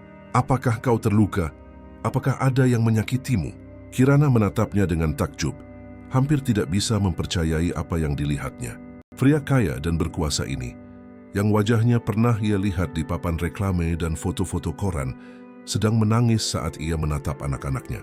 Kelegaan dan cintanya begitu luar biasa, sehingga ia bisa merasakannya memancar darinya seperti panas, fisik. "Mereka baik-baik saja," bisiknya, suaranya serak karena takut dan lelah. "Aku menjaga mereka tetap aman. Aku berjanji pada mereka akan melakukannya dan aku melakukannya." "Kau melakukan lebih dari itu," kata Bima. Suaranya berat karena emosi saat ia melihat antara anak-anaknya dan gadis kecil pemberani yang telah melindungi mereka. "Kau menyelamatkan hidup mereka. Kau mempertaruhkan segalanya untuk anak-anak, yang bahkan tidak kau kenal, dan kau mencintai mereka ketika aku tidak bisa berada di sana untuk melakukannya." Detektif Wibowo mendekat dengan hati-hati, senjatanya masih terangkat, saat ia memindai ancaman yang tersisa di antara peralatan konstruksi. Bayangan menari di dinding beton yang belum selesai menciptakan potensi tempat persembunyian di setiap gerakan. Anak buah ayah Bima telah menghilang ke dalam malam dengan efisiensi profesional, tetapi semua orang tahu mereka akan berkumpul kembali dan kembali. Predator sabar, menunggu saat yang tepat untuk menyerang lagi. "Pak, kita harus segera membawa mereka keluar dari sini," kata Wibowo dengan serius. Keringat berkilauan di dahinya meskipun udara dini hari dingin. "Anak buah ayah Anda sedang berkumpul kembali, dan kita tidak tahu berapa banyak sumber daya yang ia miliki." "Ini baru konfrontasi pertama. Kemana kita bisa pergi?" tanya Bima putus asa, memeluk Kirana dan bayi-bayi itu, seolah ia bisa melindungi mereka dengan tubuhnya. "Jika ayahku sendiri yang berada di balik ini, jika ia memiliki uang dan koneksi tak terbatas, tidak ada tempat yang aman. Dia akan terus datang sampai ia mendapatkan apa yang diinginkannya." "Sebenarnya," kata Wibowo, suaranya mengambil nada yang berbeda, hampir penuh harapan, "ada hal lain yang perlu Anda ketahui." Detektif itu berjongkok setinggi mereka, matanya yang lelah tiba-tiba bersemangat. "Istri Anda, Citra, dia bangun 1 jam yang lalu. Dia menanyakan anak-anaknya, dan dia memberitahu kami sesuatu yang krusial tentang malam kecelakaan itu." Wajah Bima menjadi benar-benar pucat, seolah-olah semua darah telah meninggalkan kepalanya. Harapan dan ketakutan bertarung di ekspresinya seperti gladiator di arena kuno. Citra bangun. Dia benar-benar bangun. Dia sudah sadar selama beberapa hari. Lanjut Wibowo, melihat sekeliling. Untuk memastikan tidak ada orang yang tidak diinginkan yang mendengar. Tapi dia berpura-pura koma karena dia mendengar anak buah ayah Anda di rumah sakit mendiskusikan rencana untuk menyelesaikan apa yang mereka mulai jika dia selamat untuk bersaksi. Kirana mendengarkan percakapan ini dengan kebingungan dan ketakutan yang semakin besar, memeluk bayi-bayi itu dengan protektif di dadanya. Dunia orang dewasa adalah labirin kebohongan dan pengkhianatan yang rumit yang hampir tidak bisa ia pahami. Ibu bayi-bayi itu masih hidup, tetapi bersembunyi. Kakek mereka ingin mereka mati. Dunia keluarga kaya jauh lebih berbahaya daripada kehidupan di jalanan, di mana setidaknya kau tahu siapa musuhmu. Kelaparan, kedinginan, dan kadang-kadang orang lain yang sama putus asanya denganmu. Kirana, kata Bima tiba-tiba, berlutut setinggi dia sehingga mereka sejajar. Posturnya adalah postur orang dewasa yang benar-benar ingin mendengarkan seorang anak. Bukan hanya berpura-pura mendengarkan. Aku perlu menanyakan sesuatu yang sangat penting. Orang-orang yang mengejarmu ini, apakah mereka mengatakan sesuatu tentang mengapa mereka menginginkan bayi-bayi itu? Sesuatu yang bisa membantu kita memahami bagaimana cara menghentikan ayahku. Kirana berpikir kembali ke percakapan yang ia dengar di apartemen Nenek Asih dan saat pengejaran di terowongan. Kata-kata itu kembali kepadanya dalam potongan-potongan kepingan puzzle yang baru mulai ia susun. Mereka mengatakan sesuatu tentang surat-surat dan uang. Mereka khawatir tentang saksi. Tetapi mereka juga berbicara tentang sesuatu yang disebut warisan dan waktu hampir habis. Bima dan Wibowo bertukar pandang penuh arti yang menunjukkan bahwa informasi ini lebih penting daripada yang Kirana sadari. Ketegangan di antara mereka hampir bisa diraba, seperti listrik di udara sebelum badai. Dana perwalian, desah Bima, kepingan-kepingan itu menyatu dengan jelas di benaknya. Jika anak-anak meninggal sebelum ulang tahun pertama mereka, seluruh warisan kembali ke kendali ayahku. Kita berbicara tentang miliaran rupiah, cukup untuk membeli pasukan bayaran. Dan dalam 2 bulan mereka akan berusia 1 tahun, kata Wibowo dengan muram, mengusap wajahnya yang lelah. Setelah itu ayahmu kehilangan motif keuangannya untuk pembunuhan. 2 bulan, ulang Bima. Beban waktu menekan mereka semua seperti tangan tak terlihat. Kita harus menjaga mereka tetap aman selama 2 bulan, sambil melawan seseorang dengan sumber daya tak terbatas. Suara baru memenuhi udara, dentuman ritmis bilah-bilah yang membelah angin, semakin keras setiap detik. Helikopter mendekat dari berbagai arah. Lampu sorot kuat mereka mulai menyapu lokasi konstruksi dengan sinar yang mengubah malam menjadi siang buatan. Wibowo meraih radionya. Wajahnya tegang saat ia mendengarkan percakapan mendesak yang berderak melalui perangkat itu. Cahaya hijau dari layar menerangi wajahnya dari bawah, menciptakan bayangan dramatis yang menua wajahnya bertahun-tahun. Pak, kita punya masalah besar. Ini bukan helikopter kita. Ayah Anda memanggil kontraktor militer swasta. Bima menatap Kirana yang masih menggendong Ryan, sementara Rian dan Ryan tertidur pulas di keranjangnya, tidak menyadari bahaya di sekitar mereka. Mulut mungil mereka sesekali bergerak seolah-olah mereka bermimpi tentang susu hangat dan pelukan yang aman. Gadis kecil pemberani ini telah melakukan begitu banyak, mempertaruhkan segalanya. Tetapi pertarungan masih jauh dari selesai. Kelelahan terukir di wajah mudanya, tetapi ada tekad di matanya yang tidak akan pernah dicapai oleh banyak orang dewasa seumur hidup mereka. Kirana, katanya mendesak, suaranya rendah, agar tidak menakuti bayi-bayi itu. Aku tahu ini menakutkan, dan aku tahu kau tidak punya alasan untuk mempercayai orang dewasa setelah semua yang kau lalui. Tapi aku butuh bantuanmu. Ia memegang tangan mungilnya di tangannya, kontras antara telapak tangannya yang kapalan dan tangan eksekutif yang lembut membuat hubungan itu semakin dalam. Kau tahu cara bersembunyi, cara bertahan hidup, cara melindungi mereka dengan cara yang tidak pernah bisa kulakukan. Kau sudah menyelamatkan mereka sekali. Anda ingin saya tetap tinggal? Tanya Kirana. Nyaris tidak berani mempercayai apa yang didengarnya. Hatinya, yang begitu terbiasa dengan penolakan, ragu-ragu untuk menerima kemungkinan menjadi bagian dari sesuatu. Aku ingin kau menjadi bagian dari keluarga kami, kata Bima sederhana. Suaranya penuh dengan ketulusan mutlak, yang bahkan seorang anak dengan masa lalu seperti Kirana tidak bisa meragukannya. Anak-anak ini membutuhkan kakak perempuan mereka, dan aku membutuhkan seseorang yang mencintai mereka sebesar aku. Seseorang yang telah membuktikan bahwa ia lebih baik mati daripada membiarkan siapapun menyakiti mereka. Helikopter-helikopter itu semakin dekat. Lampu sorot mereka mulai menyapu lokasi konstruksi dengan presisi militer. Angin yang dihasilkan oleh bilah-bilah itu mengangkat debu dan puing-puing, menciptakan pusaran angin kecil di sekitar mereka. Waktu hampir habis, dan keputusan yang dibuat dalam beberapa menit ke depan akan menentukan apakah mereka semua akan hidup atau mati. Maukah kau membantuku menyelamatkan anak-anak kita? Tanya Bima, mengulurkan tangannya padanya. Kata kita melayang di udara seperti sebuah janji. Kirana menatap Ryan dan Ryan anak-anak mungilnya yang telah mengajarinya apa arti cinta sebenarnya.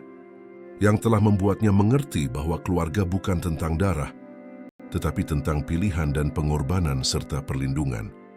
Kemudian ia menatap Bima, yang matanya memiliki cinta garang yang sama yang ia rasakan. Keputusasaan yang sama, tekad mutlak yang sama. Selalu janjinya sambil meraih tangannya. Sentuhan itu hangat dan aman, seperti mercusuar dalam badai yang mereka hadapi. Kita keluarga sekarang. Dan jika Anda percaya bahwa cinta dapat menaklukkan rintangan apapun, berikan like Anda sekarang dan subscribe ke channel ini untuk lebih banyak cerita yang akan menyentuh hati Anda. Dan kemudian, saat Wibowo membawa mereka menuju van polisi yang menunggu, menghindari lampu sorot dan berpacu dengan waktu, Kirana menyadari bahwa hari esok akan membawa tantangan terbesar. Tetapi untuk pertama kalinya dalam hidupnya, ia tidak menghadapinya sendirian. Rumah sakit itu tampak seperti benteng yang terkepung. Agen-agen federal di setiap pintu masuk. Petugas polisi berpatroli di koridor, dan Bima Hartono mondar-mandir di sayap aman, tempat keluarganya akhirnya berkumpul kembali. Bau disinfektan dan obat-obatan melayang di udara. Tetapi bagi Kirana, setelah berhari-hari di ganggang dan terowongan kota, lingkungan steril itu hampir menyenangkan. Lampu neon yang biasanya terasa keras menciptakan kepompong keamanan di sekitar mereka. Tetapi bahkan dikelilingi oleh perlindungan, Bima tahu jangkauan ayahnya panjang dan sumber dayanya tampaknya tidak terbatas. Bahaya belum berlalu, hanya berubah bentuk. Kirana duduk di samping tempat tidur rumah sakit Citra dengan lembut menggendong Ryan. Sementara Citra memeluk Rian dan Ryan untuk pertama kalinya sejak kecelakaan itu. Suara lembut monitor jantung menandai waktu seperti metronom. Setiap detak adalah perayaan kehidupan yang bertahan, meskipun segalanya. Pemandangan itu sekaligus indah dan mengharukan. Seorang ibu yang bersatu kembali dengan anak-anaknya dan seorang gadis kecil tunawisma yang telah menjadi pelindung tak terduga mereka. Citra lebih muda dari yang Kirana duga. Wajahnya masih pucat karena lama di rumah sakit. Tetapi matanya bersinar dengan kecerdasan dan kekuatan. Mata biru yang sama yang ia wariskan kepada putra-putranya. Kau menyelamatkan mereka, bisik Citra kepada Kirana. Air mata mengalir di wajahnya. Saat aku tidak bisa melindungi mereka, kau mencintai mereka seolah-olah mereka milikmu. Mereka memang milikku, kata Kirana sederhana. Kebenaran dalam pernyataannya tidak perlu dipertanyakan lagi. Keluarga bukan hanya darah, tapi siapa yang kau pilih untuk dilindungi. Citra mengulurkan tangan dan menggenggam tangan kecil Kirana, kehangatan sentuhannya seperti obat untuk kesepian bertahun-tahun. Kalau begitu, kau adalah putriku sekarang. Anak-anak ini membutuhkan kakak perempuan yang menjaga. Mereka tetap aman ketika tidak ada orang lain yang bisa. Bima merasakan hatinya membengkak karena rasa terima kasih atas anak luar biasa. Ini yang telah mengajari mereka apa arti keluarga yang sebenarnya.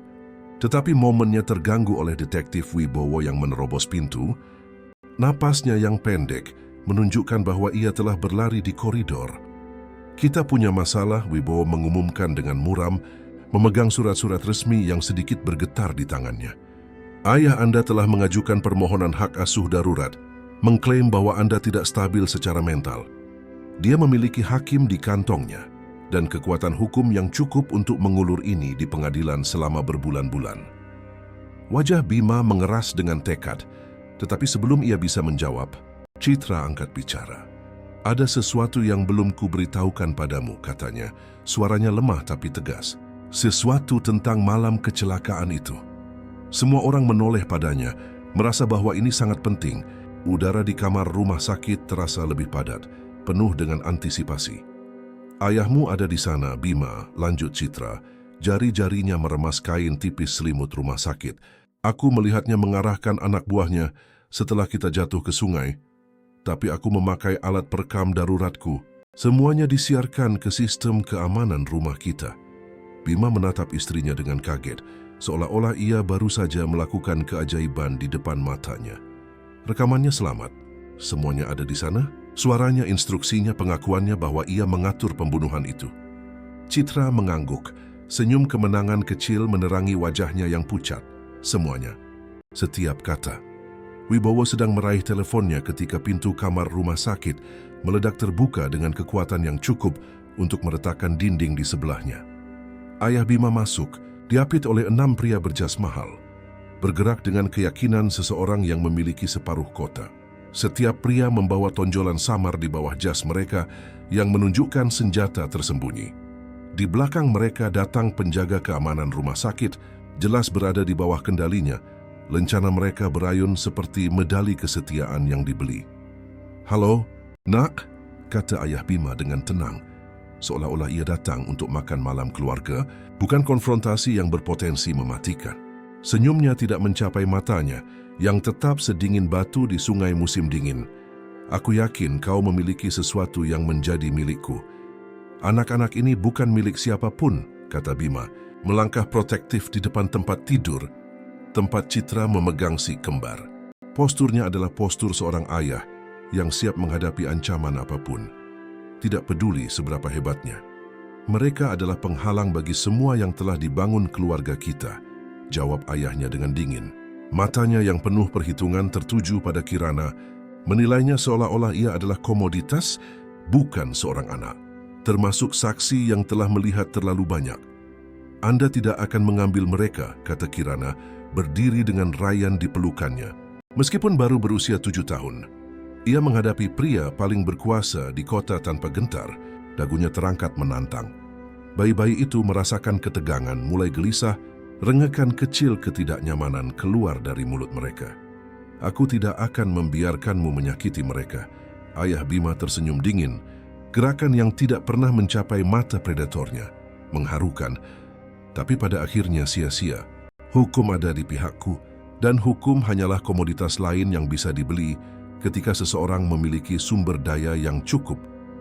Saat itulah Citra menekan sebuah tombol di ponselnya yang tersembunyi di bawah selimut rumah sakit. Suara rekaman memenuhi ruangan, bergema di dinding putih steril. "Pastikan kecelakaan itu terlihat meyakinkan. Aku ingin ketiga bayi itu dieliminasi. Tidak ada yang selamat. Jika Citra atau Bima lolos, selesaikan pekerjaan di rumah sakit.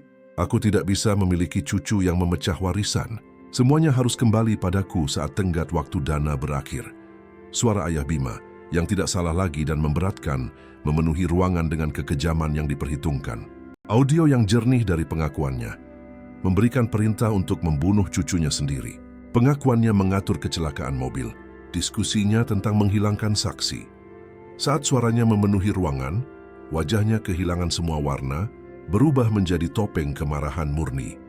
"Kau merekamku," katanya. Topeng tenangnya akhirnya jatuh, seperti selubung yang robek. "Itu palsu. Tidak bisa diterima." "Tim federal sedang mengunduh salinannya saat kita bicara," jawab Citra. Suaranya menguat setiap kata.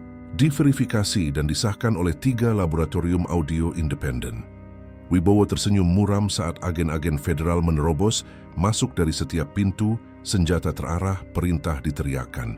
Kekacauan terkendali dari operasi polisi yang dieksekusi dengan baik, mengambil alih ruangan. Dewan Direksi Hartono Holdings menerima salinannya 10 menit yang lalu, begitu pula jaksa penuntut umum dan semua jaringan berita utama. Bima menyaksikan ayahnya dikepung.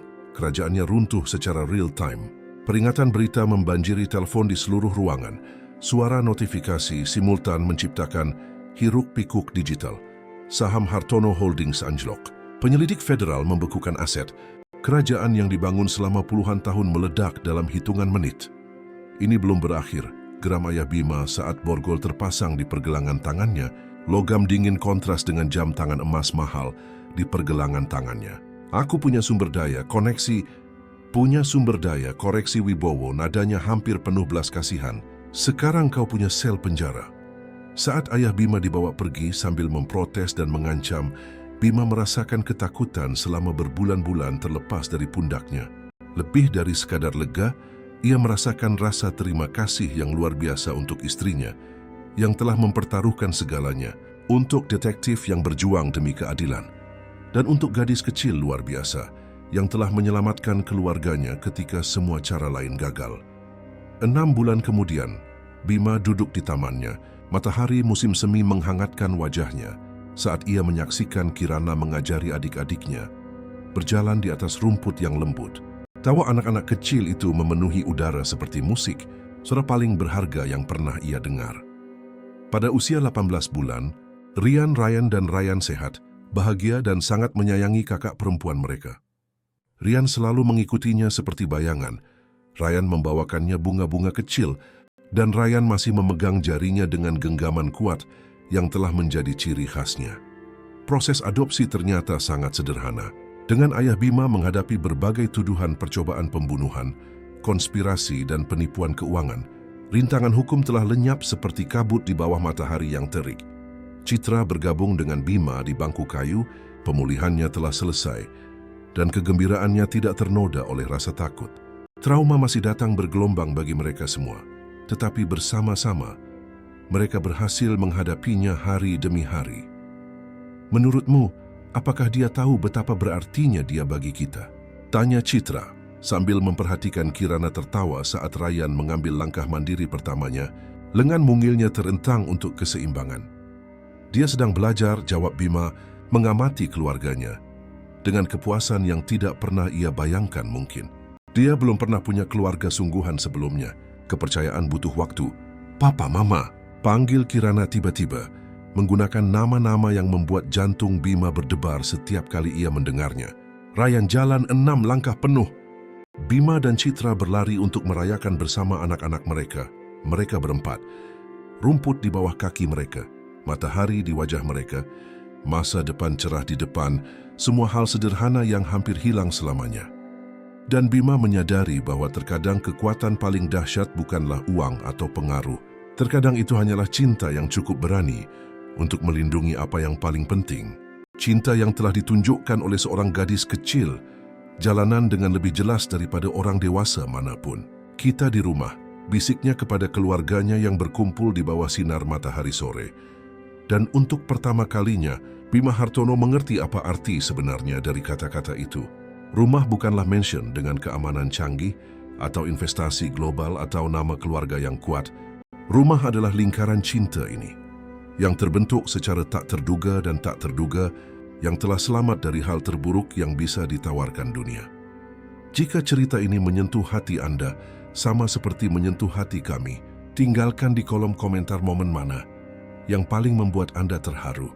Dan jangan lupa untuk meninggalkan like, subscribe ke channel ini, dan aktifkan loncengnya agar tidak ketinggalan cerita luar biasa seperti ini.